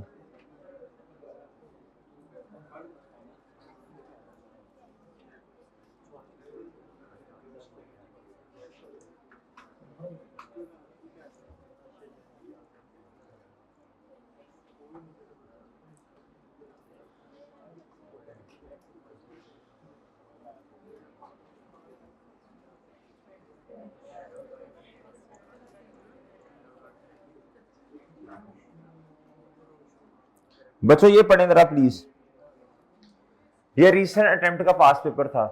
क्या था, perform a vertical analysis of statement of profit and loss for both HBL and DDL. Okay sir, okay भाई। अच्छा आगे कहता है compute the return on assets and return on equity. यार ये तो कोई मुश्किल चीज थोड़ी है। कहता for both HBL and DDL and provide a brief explanation for the difference in each ratio between HBL and अच्छा जी, इधर आए। सबसे पहले बच्चों इधर देखें, हमने क्या करना था जी, वर्टिकल एनालिसिस करना था जी। इधर देखें, cost of sale 238 divided by 340 multiply by 100 आ जानी थी बच्चों। अच्छा अब डीडीएल की 1156 डिवाइडेड बाय 17, जब कहेगा ना वर्टिकल एनालिसिस, फिर उसने ये नहीं आपको कहा कि प्रॉफिटेबिलिटी रेशियोज निकाल दो, ये नहीं कहा, उसने कहा प्रॉपर इसका एनालिसिस करके दो सारी चीजों का। और बात समझ आई। फिर इसका इसके साथ ये divide by this multiply by 100, फिर जीपी आया 102 divided by this multiply by 100, 544 divided by 1700 multiply by 100। मुझे एक बात बताएं, कौन सी मुझे बताएं कौन सी कंपनी आपको ना जरा पुरानी लग रही है इंडस्ट्री में, डीडीएल। ये स्टेबल है, इसका ग्रॉस प्रॉफिट की परसेंटेज भी मेरे ख्याल से ज्यादा होनी चाहिए, पता नहीं है कि नहीं। वजह पुरानी है, इकोनॉमी से स्केल एंजॉय कर रही होंगे, इनको लो रेट पे चीजें मिल रही होंगी, और समझ रहे हो बच्चों बात। अच्छा जी, operating expense 78 divide by 340 multiply by 100, 391 divide by 1700 multiply by 100, 5 divide by 340 multiply by 100, 5 divide by ये 1700 मल्टीप्लाई बाय। अब एक बात बताएं, इनका इंटरेस्ट एक्सपेंस देखें, इनका इंटरेस्ट एक्सपेंस देखें। हालांकि ये कंपनी पुरानी भी है और इसके रेवेन्यूज भी बहुत ज्यादा हैं, इसका मतलब है ये कंपनी बहुत ज्यादा रिलाय कर रही है किस पर, डेट पर। ये बात याद रखनी है, साथ साथ ये भी सोचते जाओ।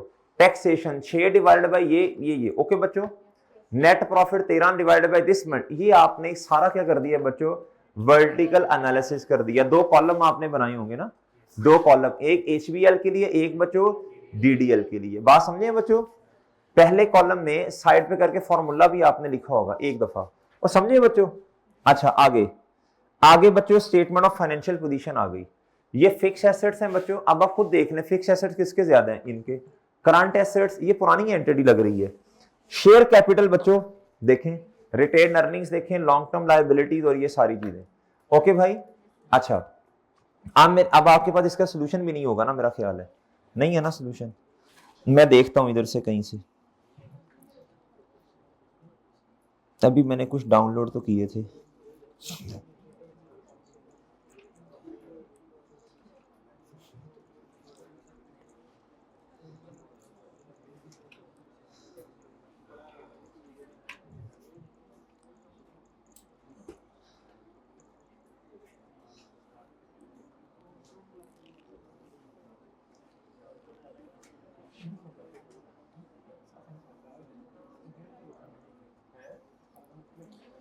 अच्छा बात सुने, इसका ग्रुप में सोल्यूशन भेज दिया जाएगा, ओके है। असल में रेशियो तो हमारे सामने नहीं है ना, ठीक है बच्चों, वो आसान है बिल्कुल, आप एक दफा पढ़ेंगे आपको इंशाल्लाह समझ आ जाएगी, उसमें कोई मसला नहीं है। अच्छा जी, किससे, कौन सी लाइबिलिटी को है, हाँ हाँ, किस में, वो तो नहीं तो पूछे भाई हूँ तो।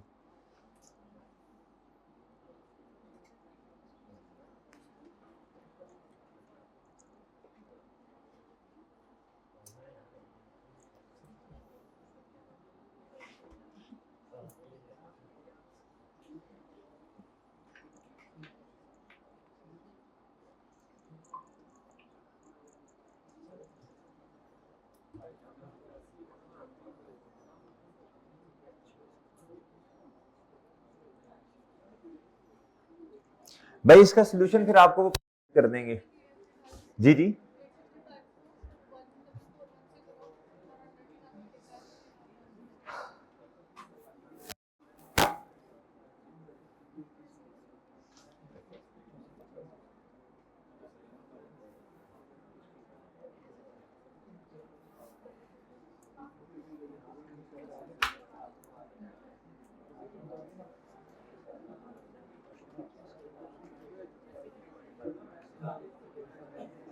वो देख लेते हैं एक दफा। जी बच्चों इधर देखो, इधर हॉरिजॉन्टल वर्टिकल, ओके। अब क्वेश्चन निकालने बच्चों, क्वेश्चन नंबर आखिरी क्वेश्चन है जी रेशियोज का, वो हमारा डिस्कस करने वाला भी पड़ा हुआ है। रेशियोज का आखिरी क्वेश्चन बच्चों जो किताब के अंदर मौजूद है, उसका नाम है जी क्वेश्चन नंबर 15, नाम उसका मेरे जहन में नहीं है बच्चों,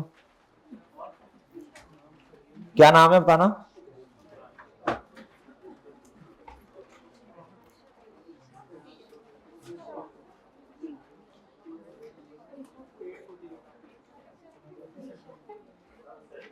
पेज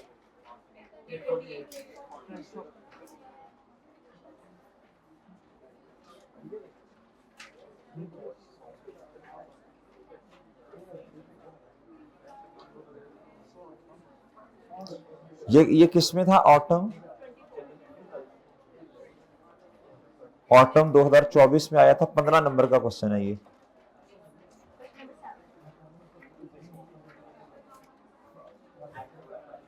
भाई इधर देखें जी, इससे क्या करें, एजाज भाई जरी एसी को थोड़ा सा जरा सेट करवा दीजिएगा, इसे स्विंग पे लगा दें, स्विंग पे।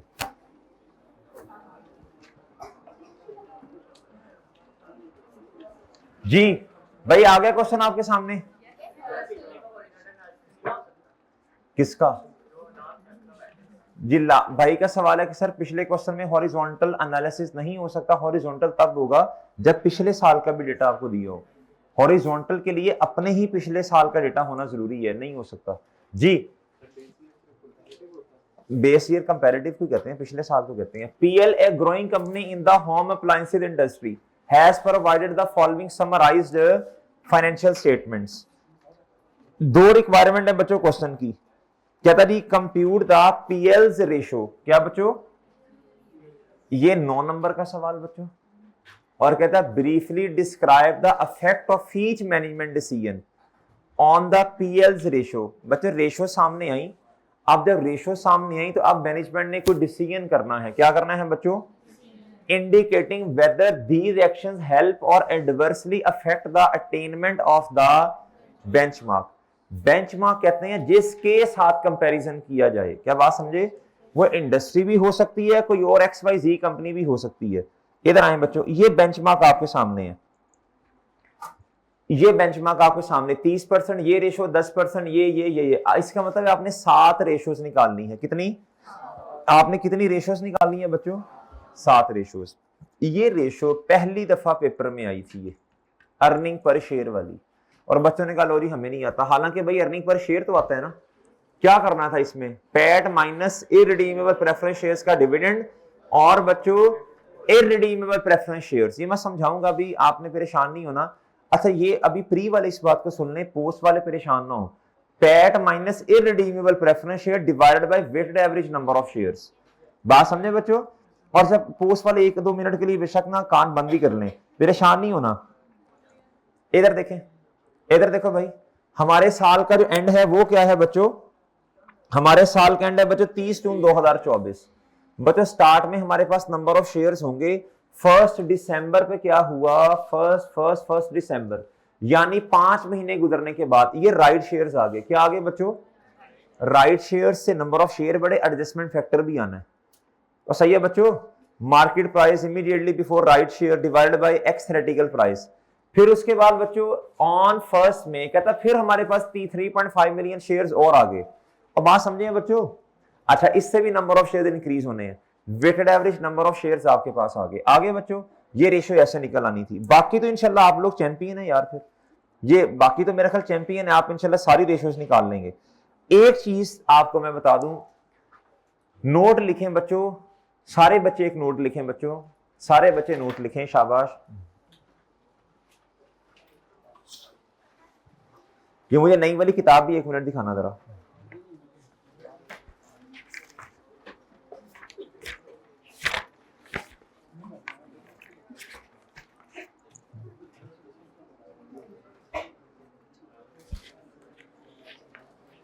ये ले बच्चों, लिखो नोट लिखो।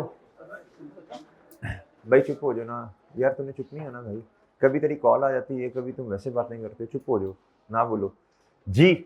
बच्चों लिखें जी गेयरिंग रेशो, गेयरिंग रेशो या फिर डेट टू इक्विटी रेशो। भाई बात समझ आई कि नहीं, अब जरा सुनिएगा। गेयरिंग रेशो का फॉर्मूला लिख के बताएं क्या, debt over debt plus equity, इसे कहते हैं गेयरिंग रेशो। और एक होती है बच्चों debt to equity ratio. Debt to equity ratio के बारे में एक नोट लिख लें, डेट टू इक्विटी रेशो के बारे में एक नोट लिख लें। अगर क्वेश्चन साइलेंट होगा, अगर क्वेश्चन साइलेंट होगा तो हमने, अगर क्वेश्चन साइलेंट होगा, अगर क्वेश्चन बोलो शाबाश साइलेंट होगा तो हमने डेट को जस्ट इक्विटी से डिवाइड करना है। अगर क्वेश्चन साइलेंट होगा तो हमने डेट को जस्ट इक्विटी से डिवाइड करना है। बात समझ आई बच्चों, बात समझ आई बच्चों। फिर आपने debt divided by debt plus equity वाला काम नहीं करना, फिर क्या करना है डेट टू इक्विटी, बस डेट डिवाइडेड बाय इक्विटी, बस। सही है भाई। अगर क्वेश्चन में खुद कह दे कि फॉर्मूला इस्तेमाल करें debt divided by debt plus equity, फिर तो बच्चों गेयरिंग रेशो के लिए फॉर्मूला, अगर क्वेश्चन साइलेंट हो तो हमने हमेशा debt divided by debt plus equity वाला फॉर्मूला इस्तेमाल करना है। ठीक है बच्चे, आप प्री में है कि पोस्ट में है, ये जो बैठे हैं आप जी आप ऑनलाइन, अच्छा जी। Debt divided by debt plus equity, बोलेगा नहीं लिखा होगा जी। डेट डिवाइडेड बाय, देखो ये देखो सुनो बात, गेयरिंग रेशो में अगर खामोशी है तो debt divided by debt plus equity. और मेरे मासूम दोस्त, अगर डेट टू इक्विटी रेशो के बारे में खामोशी है तो उसके लिए debt over equity. Okay, normally बच्चों कभी कभी नॉर्मली बता भी देता होता है, और सही है, नहीं बताया तो फिर ये वाला काम कर लेना। डन भाई, डन जी। अच्छा जी सर, चलें आप ऐसे करें, मुझे जल्दी से रेशोज निकाल के दे सकते हैं आप? क्या मुझे रेशोज निकाल के दे सकते हैं? निकालो रेशोज। ग्रॉस प्रॉफिट रेशो यार कंपैरिजन में निकाल लेना इसके साथ ही। ग्रॉस प्रॉफिट रेशो भाई ये नोट कर लें साथ साथ। इसका इलेक्ट्रॉनिक बोर्ड, ये पता नहीं मैंने कहां से क्वेश्चन निकाला, मुझे खुद नहीं पता जी। बच्चों gross profit ratio 181 divided by 725 multiply by 100। Umar और इसके साथ वाले भाई चुप हो जाओ जी। 181 डिवाइडेड बाय 725 मल्टीप्लाई बाय 100 बताएं 25%। नेट प्रॉफिट मार्जिन रेशो बच्चों 41 डिवाइडेड बाय 725 जी मल्टीप्लाई बाय 100। वाह जी वाह, अहमद भी बोल रहा है। Return on assets PBIT divided by assets, कौन से वाले? सारे, यही लिखा है ना उसने, हाँ एसेट सारे। पीबीआईटी कितना यार? अब ये देखो भाई, इधर देखो, आपने 181 में से 102 माइनस करना है, आपके पास आएगा असल में ऑपरेटिंग प्रॉफिट। इनकम वगैरह नहीं है, अदर इनकम, तो बच्चों फिर क्या करेंगे? यही हमारा क्या कितना बना? 1 नहीं 79 divided by 742 multiply by 100। Return on equity इधर ही बड़ा गर्क हो जाना है, अभी हो जाना है, देख लेना। इक्विटी का तो पता है ना आपको, क्या इक्विटी का तो आपको पता है, इक्विटी का आपको पता है, दिस प्लस दिस और बोल पोन, इतनी यकीन थोड़ी है भाई जी। ये नहीं आ सकता, ये क्यूमुलेटिव प्रेफरेंस शेयर्स कहां जाएंगे बच्चों? और इधर देखें, ये आपका होता है इक्विटी का पार्ट। अब मेरी बात सुन लें, अब मेरा ये ख्याल है सोल्यूशन में शायद उसने इसको लायबिलिटीज में शामिल किया, इग्नोर करें। जरूरी नहीं होता कि जो उसने लिखा वही सही होता है, और सही है बच्चों, इग्नोर करो, ये इक्विटी का पार्ट होता है बच्चों जी। इन तीन, ये 3 और ये 4 बताएं जी, इसको डिवाइड। अच्छा एक और काम करना है, बताएं ये 4 कितने बने मिलके? 485। आप मेरी बात सुन लें बच्चों, आप मुझे बताएं 41 डिवाइडेड बाय 485 क्या ये सही है? क्या ये सही है? क्या ये सही है? प्रेफरेंस शेयर का डिविडेंड इसमें से माइनस करना है, वो कितना है? ये वो कितना है? कहता 140 के तो ये हैं, और कहता इस पर रिटर्न कितना है? 10%। कितना आया बच्चों?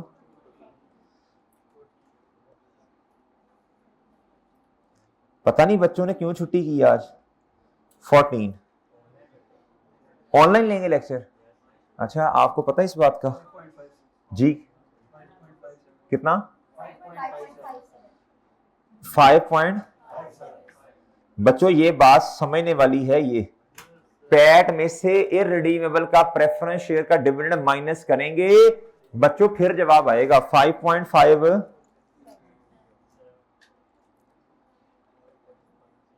जी। गेयरिंग रेशियो बच्चों, गेयरिंग रेशियो बच्चों 40 और 60 जी। Debt divided by debt plus, तो डेट है कितना? 140। सॉरी जी। देखो आप कुछ नहीं कहता, आप कहता कोई बात नहीं। 130 जी, 130। चले इधर देखें, कोई नहीं अब होता है पहले, आप कुछ नहीं कहता। 130, अच्छा 130 आगे चलो ना, आगे 130 डिवाइडेड बाय 130। अच्छा ये लॉन्ग टर्म लोन भी लायबिलिटीज में शामिल करेंगे ना? 130 प्लस 45 डिवाइडेड बाय 130 प्लस 45, और मेरे भाई इन चारों को जो आपने इक्विटी का हिस्सा बनाया था उससे डिवाइड। ओके बच्चों, ये तो कर लोगे ना? अब ये बता दो यहां मुझे कितना आता है? ये डेट होता है, ये इक्विटी होता है जी। दसो, कोई बच्चा कसम से बोल ही नहीं रहा। ओए गोंगलू, आपके पास किताब है तो सही है? ले अनस साहब ले। सर दोबारा देख लें, इधर देखें बच्चों, डेट क्या है 130 रिडीमेबल डेट में आता है, और ये 45 क्या है, ये भी डेट में आएगा। तो डेट टोटल कितना हुआ 175, 175 डिवाइडेड बाय 175, और इन चारों को जो आपने 485 कहा था उसमें ऐड कर दो ना नीचे डिनोमिनेटर में, तो कितना आया 36।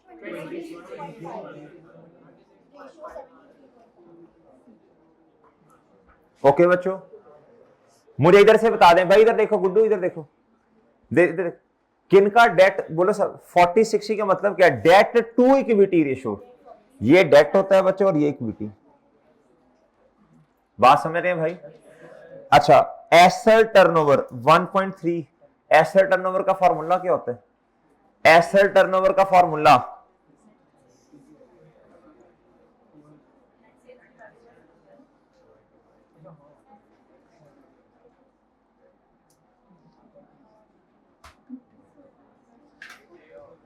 जी बताएं कितना आता है जी? कैपिटल एम्प्लॉयड का मतलब क्या होता है? 485 इक्विटी प्लस 175, जो भी आपने भी बताया था, 485 प्लस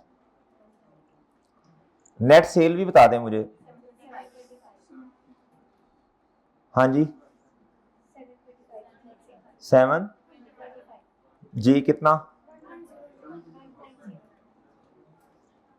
ओके 1.09 डन बच्चों। एसेट टर्नओवर जी। उसके बाद बच्चों ये पोस्ट पैच वालों को भी समझ नहीं आएगी बात। प्री वालों बेसिक अर्निंग पर शेयर, भाईजान देखें इधर, पैट माइनस से रिडीमेबल प्रेफरेंस शेयर्स का dividend divide by weighted average number of share. आप देखिए अगर पैट बढ़ेगा तो ये नंबर बढ़ जाएगा, weighted average number of shares कम बढ़ेंगे तो ये रेशो क्या हो जाएगी? कम हो जाएगी। ठीक है जी। अच्छा, ये तो 9 नंबर आप में से हर बच्चा इंशाल्लाह लेके जाएगा इंशाल्लाह, इसमें तो कोई कमी कुताही की गुंजाइश नहीं है। आगे अब वो ये आपसे पूछ रहा है, कहता रेशोज आपके सामने आ गई हैं, कहता मैनेजमेंट ने ये डिसीजन लेने लगी है, इन डिसीजंस की वजह से रेशो पर इंपैक्ट क्या आना है। असल में ना मैं आपको इस सवाल की ना स्टोरी सुना देता हूं, ये थोड़ा जज्बाती हो गया, इसने ना स्टोरी वो बनाई जो कि FA2 की है। कहता जी एक कंपनी है आपकी, या मिसाल दे रहा हूं ना, उसको कोई एक्वायर करना चाहता है, इसे कहते हैं कंसोलिडेशन। क्या कहते हैं बच्चों? IFRS 10 इंशाल्लाह FA2 में पढ़ेंगे। देखो जज्बा रखना है कि यार FA2 पढ़नी जल्दी जल्दी जाके आप लोगों ने इसे पास करना पड़ेगा। ये आप इधर सुने जरा भाई, जो कंपनी एक्वायर करना चाहती है ना उसकी अपनी रेशोज ये हैं, ये तो जारी सी बात है जी, आप किसी को एक्वायर करना चाह रहे हैं तो आपकी ख्वाहिश तो ये होगी ना उसकी रेशोज आपसे अच्छी हो। क्या मेरी बात समझे? अच्छा, अब आप क्या हैं बच्चों? उस कंपनी में बैठे हैं जिसको कोई एक्वायर करना चाह रहे हैं। अब आपने अपनी रेशोज को क्या करना है? बेहतर करने की कोशिश करनी है। क्या मेरी बात समझे बच्चों? उसको बेहतर करने के लिए ना कुछ डिसीजन ले रही है मैनेजमेंट। क्या आपको स्टोरी समझ आई सारी? To achieve the benchmark ratio, कहता हम इस तक पहुंचना चाह रहे हैं जी। कहता the management of PL has made the following decision in July. ये मैनेजमेंट ने डिसीजन लिए। भैया आप भी माशाल्लाह अक्लमंद है, आपको भी पता है यार, अगला बंदा जब एक्वायर करने आएगा तो रेशोज देखेगा तो अपनी रेशोज को बेहतर करो। Purchases from a major supplier will now be made. देखिए हमारी रेशो कम है, ऐसी है ना 25 है, और बेंचमार्क कितना है 30 है। कहता will now be made on cash basis to avail discount not available on. कहता जब कैश में चीजें परचेज करेंगे ना तो उससे होगा क्या? बड़ी सिंपल बात है बच्चों। कहता जी हमें डिस्काउंट मिलेगा, डिस्काउंट मिलेगा तो बच्चों हमारी परचेज कॉस्ट कम होगी, जब हमारी परचेज कॉस्ट कम होगी तो बच्चा सिंपल सी बात है हमारा ग्रॉस प्रॉफिट बढ़ जाएगा। अच्छा, इसका मतलब है इस डिसीजन की वजह से हमारा ग्रॉस प्रॉफिट बढ़ेगा, बल्कि हमारे सारे प्रॉफिट ही बढ़ जाएंगे। The increase capital working demand. Working capital का मतलब होता है current asset minus current liabilities, यानी मौजूदा सूरत हाल को सामने रखते हुए, करंट वाली चीजों को सामने रखते हुए, यानी ऑपरेशंस को मैनेज करने के लिए ये लफ्ज इस्तेमाल होता है जी वर्किंग कैपिटल का। Will be met by acquiring a bank overdraft facility. कहता हमने क्या करना जी, हमने ओवरड्राफ्ट फैसिलिटी ले ली। जब ओवरड्राफ्ट फैसिलिटी लेंगे तो बच्चों नो डाउट आपका ग्रॉस प्रॉफिट तो बढ़ रहा होगा, लेकिन बेटा गलत कर देना है इस फैसिलिटी ने। जब उस पर इंटरेस्ट पे करना पड़ेगा तो बोलो शाबाश, तो जब इसमें इंटरेस्ट पे करना पड़ेगा तो वो क्या होगा बोलो, तो बच्चों आपकी इंटरेस्ट कॉस्ट बढ़ेगी। जब इंटरेस्ट कॉस्ट बढ़ेगी तो बच्चों नेट प्रॉफिट रेशियो ने नीचे आ जाना है। कहता था सेविंग फ्रॉम दैट, ये तो मैं स्टोरी सुना रहा हूं ना, आगे पढ़े। कहता था savings from the discount are expected to exceed the interest on the, कहता जी अब होगा क्या, कहता द सेविंग जो होनी है ना हमें डिस्काउंट से, ये जो डिस्काउंट मिला, कहता इसकी ये इतनी अमाउंट हमें सेव होगी है कि इंटरेस्ट कॉस्ट के बारे में हम खैर इतना कोई बॉदर नहीं करेंगे। क्या मेरी बात समझ रहे हैं? कहता फिर भी क्या उसका नाम है जी, हमें इतनी बचत हो जानी है कि इंटरेस्ट कॉस्ट ऑटोमेटिकली इसमें से क्या हो जाना है, पे। मिसाल के तौर पे 10 रुपए की सेविंग आ गई बच्चों, 8 रुपए का इंटरेस्ट है, तो फिर भी फायदे में ही है ना। अच्छा, अब आपने ये क्या कमेंट करना है, आपने कहना जी इस वजह से, इस डिसीजन की वजह से ग्रॉस प्रॉफिट बढ़ेगा, नेट प्रॉफिट भी बढ़ेगा, ऑपरेटिंग प्रॉफिट भी क्या हो जाएगा, बढ़ जाएगा। क्या मेरी बात समझ रहे हैं? ये आप बेहतरी की तरफ जा रहे हैं। किसकी तरफ जा रहे हैं बच्चों? आगे पढ़ लें। कहता a further issue of redeemable preference shares, a further issue of redeemable का मतलब होता है लायबिलिटी का बढ़ना। किसका बढ़ना भाई? अच्छा, जब आपकी लायबिलिटी बढ़ेगी तो इंटरेस्ट कॉस्ट भी तो बढ़ रहा होगा ना, इंटरेस्ट कॉस्ट भी तो मेरे चांद बढ़ेगी ना। याद रखना है चीजों को। Will be made to finance the installation of a solar system at the office premises. अब बच्चों लोन आ गया। अच्छा, अब बच्चों उससे करना क्या है बताएं? सोलर सिस्टम लगवाना है। क्या करना है बच्चों? प्रेमिसेस। ये नॉन करंट एसेट है। क्या है बच्चों? जब नॉन इंटरेस्ट कॉस्ट बढ़ी, डेप्रिसिएशन एक्सपेंस भी बढ़ जाना है। ऐसे ही है। कहता था saving in electricity cost are expected to exceed, कहता the saving in electricity cost, कहता जब सोलर सिस्टम लगा तो इलेक्ट्रिसिटी में कॉस्ट में बचत होनी है। कहता are expected to exceed the dividend payment. कहता जो आपने डिविडेंड की पेमेंट करनी है ना, वो क्या उसका नाम है, कम है, लेकिन कॉस्ट इलेक्ट्रिसिटी की क्या है बच्चों, सेविंग ज्यादा है on these preference shares. And कहता are expected to exceed the dividend payment on these preference shares and depreciation on the solar system। तो इसका मतलब है ये वाली चीज भी बेहतरी की तरफ जा रही है। किसकी तरफ जा रही है? लेकिन एक चीज और भी आपने देखनी है, इससे बच्चों क्या होगा, आपका नेट प्रॉफिट तो इंक्रीज हो रहा होगा, लेकिन मेरे चांद ये गियरिंग रेशो की तरफ आ जाए बच्चों। आप बताएं जब आपकी लायबिलिटी इंक्रीज होगी तो मुझे बताएं आपकी गियरिंग रेशो पे क्या इफेक्ट आएगा, वो भी इंक्रीज होगी। बस इधर आपने एक छोटा सा कमेंट करना है, आपने कहना इस बात का ख्याल करना कहीं हमारी गियरिंग रेशो 40% से इंक्रीज ना हो जाए। क्या मेरी बात समझ रहे हैं? क्या मेरी बात समझ रहे हैं बच्चों? सारी रेशियोज को सामने रखना है। इस वजह से, सेविंग की वजह से इलेक्ट्रिसिटी की बचत हुई बच्चों, उसमें नो डाउट डेप्रिसिएशन भी आनी है। वो कह रहा है डेप्रिसिएशन डाल डूल के सब कुछ करके फिर भी हम बेनिफिट में हैं, जिसका होता है नेट प्रॉफिट तो बेहतर होगा। लेकिन मेरे चांद आपने कहना है, लेकिन आपने ये देखना है इस पे जो इंटरेस्ट देना है कहीं वो इतना ज्यादा ना हो जाए कि ये रेशो ये कम हो जाए मजीद। दूसरा आपने कहना जी लायबिलिटी इतनी इंक्रीज नहीं हो जानी चाहिए कि वो 40% से भी ऊपर चली जाए। क्या मेरी बात समझ रहे हैं बच्चों? आगे, a revaluation policy for property plan and equipment, a revaluation policy for property plan and equipment will be adopted to reflect the increase in the fair value in the financial statement. अब मेरी बात सुनना, अब revaluation वाला model याद करो, surplus credit और मेरे भाई पीपी प्रॉफिट एंड लॉस पे तो कोई फर्क नहीं आया, बल्कि इसका नुकसान ये हुआ कि डेप्रिसिएशन एक्सपेंस हमारा ज्यादा आ गया। क्या आया? अगर ये वाली पॉलिसी आप अडॉप्ट करेंगे तो बच्चों हमारा नेट प्रॉफिट मजीद क्या हो जाएगा, कम हो जाएगा। हम तो बेहतरी की तरफ नहीं जा रहे, हम तो बेंचमार्क को अचीव, भैया खुद समझदार है ना, जब आपकी डेप्रिसिएशन बढ़ जानी है तो ये रेशो कहां चली जानी है, फिर मजीद कम होनी है। तो क्या बात समझे बच्चों? आपका ऑपरेटिंग प्रॉफिट वो तो खैर इधर है नहीं, चलो छोड़ो बाहर। क्या बात समझे बच्चों? अब बात समझ गए? अच्छा, अब इसको ना रिटर्न ऑन एसेट्स पे भी देख लेते हैं बच्चों। ये देखो, जब इधर देखो रिटर्न ऑन एसेट वाली रेशो पे क्या फर्क आना है बताएं जी। नीचे ऊपर वाला कम, पीबीआईटी ऊपर वाला कम, और एसेट्स के बढ़ने की वजह से बताएं शाबाश ये रेशो मजीद कम हो जानी है। क्या हो जानी है? Return on equity. बताएं जी रिटर्न ऑन इक्विटी, रिटर्न जब ये कम है पैड, तो बच्चों सिंपल सी बात है ये रेशो भी कम होनी। क्या मेरी बात समझे बच्चों? क्या बातें समझ रहे हैं? तो समझ रहे हैं?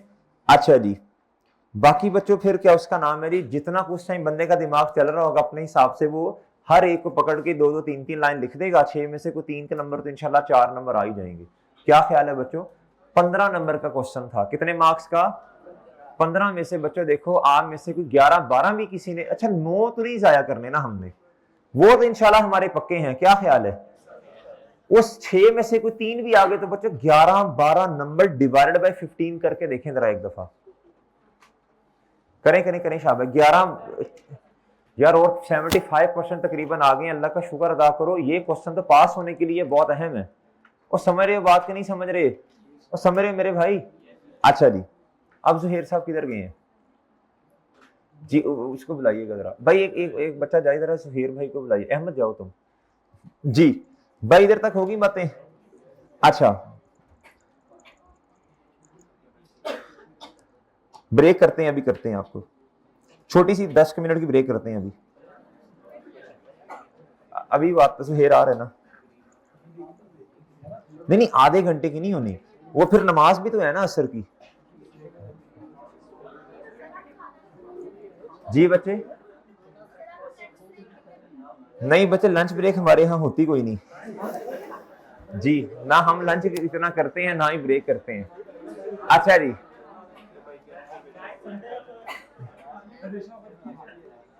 चलो इस तरह करते हैं बच्चों, अभी ना, नहीं नहीं छुट्टी, बैठ जाना छुट्टी। आज तो मैंने तुम्हें पहले ही कहा था घर वालों को बता के आना कि कुछ ना कुछ। अच्छा, एक छोटी सी बात बच्चों मैं इसी लेक्चर में कवर कर देता हूं। एक छोटी सी बात, IS-23 ओपन करना, 1 मिनट IS-23 ओपन करना। ये छोटी सी 3-4 मिनट की बात है।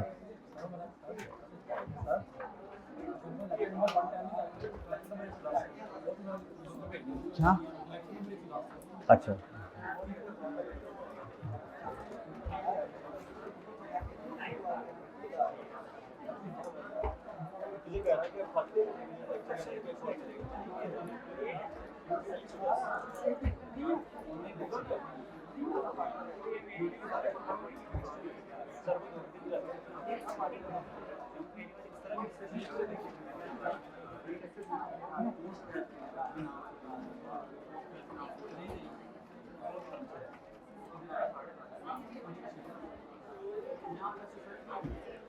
दो दो 3 मिनट भाई, नई किताब देना IS-23 ओपन करके।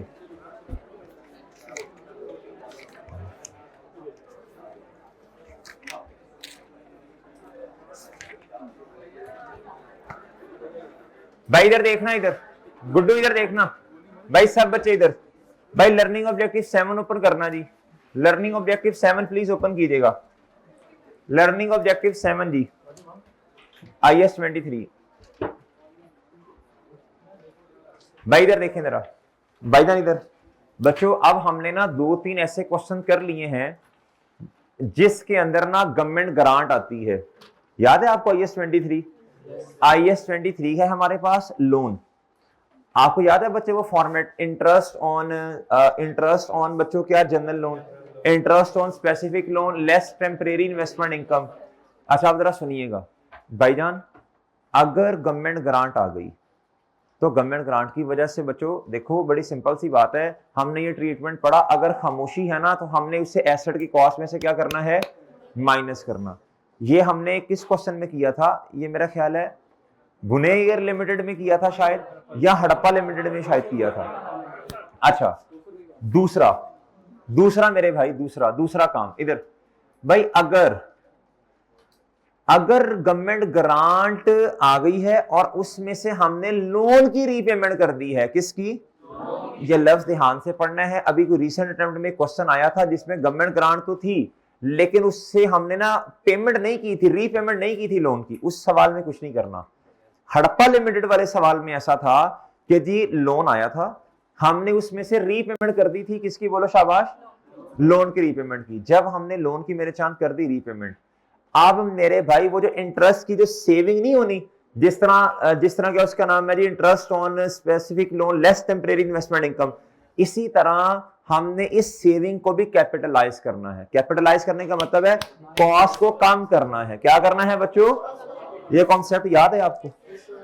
अच्छा जी, अब इधर देखें, जी मैं देखता हूँ ये एग्जांपल आपको, चले पढ़ लेते हैं, देखते हैं। The borrowing cost to be capitalise for Jheel, कहता Jheel limited is building a dam for federal government. The project को कंप्लीट होने में 10 साल लगने, इसका मतलब सब्सटेंशियल टाइम पीरियड ना, क्वालिफाइंग एसेट है। On 1 Feb 2011 GL use 100 million from pool two of general loan with capitalisation rate of, बच्चों खुद निकाल के दिया 12%, for the expenditure incurred on the same date for payment to sub contractor. बच्चों general loan के case में जितनी payment हमने की है ना जनरल लोन वाले पूल में से, बच्चों वो पेमेंट पकड़नी है, मल्टीप्लाई बाय कैपिटलाइजेशन रेट पकड़ना है, मल्टीप्लाई बाय सीडेशन तक ले जाना है, नहीं तो फिर अपने वाले काउंटिंग पीरियड के एंड तक ले जाएं। ठीक है, क्या था, ZL also offered employment opportunities to the local of the areas. Considering this fact, provincial government has given a grant of कितना बच्चों, 10 मिलियन, कितना, ऑन 31 अक्टूबर 2011। और कहता जी पहली पेमेंट जो है वो कितने की है, बोलो शाबाश। अब आप इधर देखें बच्चों, कहता जी सब कॉन्ट्रैक्टर की जो कॉस्ट है वो कितनी है, 100 की, कितने की बच्चों। अच्छा अब जो मुझे प्रोग्रेस पेमेंट्स, अच्छा इसको ना प्रोग्रेस पेमेंट को, ये खैर हमारे ना पेपर का पार्ट नहीं है, प्रोग्रेस पेमेंट्स ना IAS 23 ये हमारे सिलेबस का पार्ट अभी आ गई है तो ठीक है, बस इसे हम क्रॉस कर देते हैं। क्या करते हैं बच्चों, ये ले। अब बच्चों जो असल काम की बात है वो आपको बताने लगा हूं, इधर देखें, इधर देखें। अब मेरे मासूम दोस्तों ये है ग्रांट, कितनी की, आपने अजम्पशन ये लेनी है, इस ग्रांट से हमने क्या की है, रीपेमेंट की है लोन की, ये अजम्पशन है इसके अंदर, इसलिए तो उसने लिखा हुआ इसमें से लेस करना है ये। अच्छा जी, government grant received in connection with the asset, इसके दो ट्रीटमेंट है, एक तो एसेट की कॉस्ट में से माइनस करो, और इससे जो रीपेमेंट आपने की है उससे इंटरेस्ट की क्या करो, सेविंग को, उसको कैपिटलाइज करो। अब बच्चों ये ग्रांट है 10 मिलियन की, किसकी, कितनी बच्चों, अब जरा इधर देखिएगा मेरे भाई, 10 मिलियन, ऊपर वाली सारी चीजों को छोड़ दो यार, ऊपर वाला कुछ नहीं देखना, वरना आपको ये क्वेश्चन नहीं समझ आना ये, क्योंकि असल में प्रोग्रेस पेमेंट्स का कॉन्सेप्ट हमारे सिलेबस का पार्ट नहीं है। 10 मिलियन मल्टीप्लाई बाय बच्चों रेट मल्टीप्लाई बाय 2/12, क्या बच्चों, ये 2/12 क्या होगा, जब हमने लोन रीपे किया। ये क्वेश्चन आपने दोबारा नहीं पढ़ना, मशवरा दे रहा हूं आपको, ये क्वेश्चन दोबारा नहीं पढ़ना, बस ये आपको शक्ल दिखानी थी इसकी एक दफा दोबारा। 10 मिलियन अमाउंट है बच्चों जितने की हमने क्या किया, रीपेमेंट की लोन की, ये क्या है, लोन रीपेमेंट। इधर क्या लिखो बच्चों, अच्छा जी, मल्टीप्लाई बाय रेट बच्चों इंटरेस्ट कैपिटलाइजेशन मल्टीप्लाई बाय 2/12, सही है बच्चों, जितने महीने रेलिवेंट है। ये 0.2 मिलियन बच्चों आप क्या करोगे, बोलो शाबाश। इंटरेस्ट ऑन स्पेसिफिक लोन आया जी, इंटरेस्ट ऑन स्पेसिफिक लोन आया 10 मिलियन, 10 मिलियन का, ओके बच्चों। लेस आपने कर दी जी टेम्परेरी इन्वेस्टमेंट इनकम, ओके बच्चों। सर जी ये हुआ जी मिसाल के तौर पे 1 मिलियन, ओके बच्चों। इंटरेस्ट ऑन जनरल लोन आ गया, क्या आया बच्चों, सर जी ये आ गया 2 मिलियन कर लें। सर अब आपने करना है जी इंटरेस्ट सेविंग, ये किसकी वजह से, वो रीपेमेंट ऑफ लोन। यार बड़ी सिंपल सी बात है, अगर ग्रांट से लोन की रीपेमेंट की है फिर ही सेविंग होनी है ना, अगर नहीं की तो मुझे बताओ फिर सेविंग होनी है, फिर ग्रांट के आने की वजह से हम क्या कैपिटलाइज कॉस्ट माइनस, इधर से माइनस कर देंगे। खुद सोचना, लॉजिकली सोचो, रीपेमेंट ऑफ लोन, सर कौन से वाला, जनरल या स्पेसिफिक, भाई कोई भी हो भाई, इससे हमें जी मिसाल के तौर पे मैं कहता हूं 0.5 मिलियन, बताएं अमाउंट कैपिटलाइज कितनी होनी है,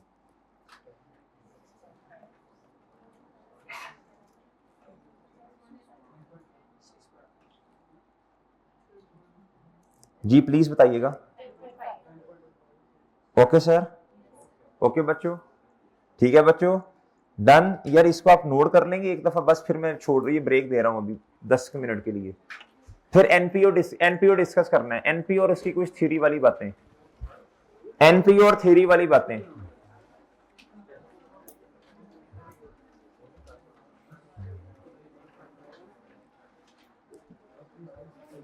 काम अब रहता है लेकिन बस सिमटता जा रहा है आहिस्ता आहिस्ता।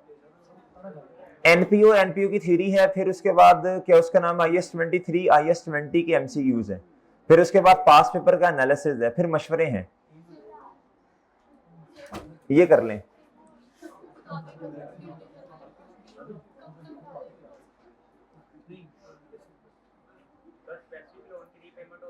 जी जी हो सकती है, जी जी बिल्कुल सही जी।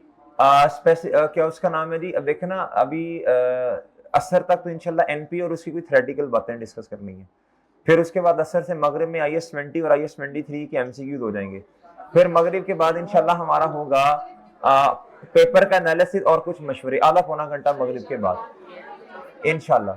चलें जी जी ठीक, आप जी आपको तो मैं इंशाल्लाह कुछ करता हूँ आपका। अच्छा बच्चों ये हो गया जी, भाई इधर ना हो, कर लें बच्चे नोट फिर, ओके। ये अब अगला पार्ट बनाइएगा।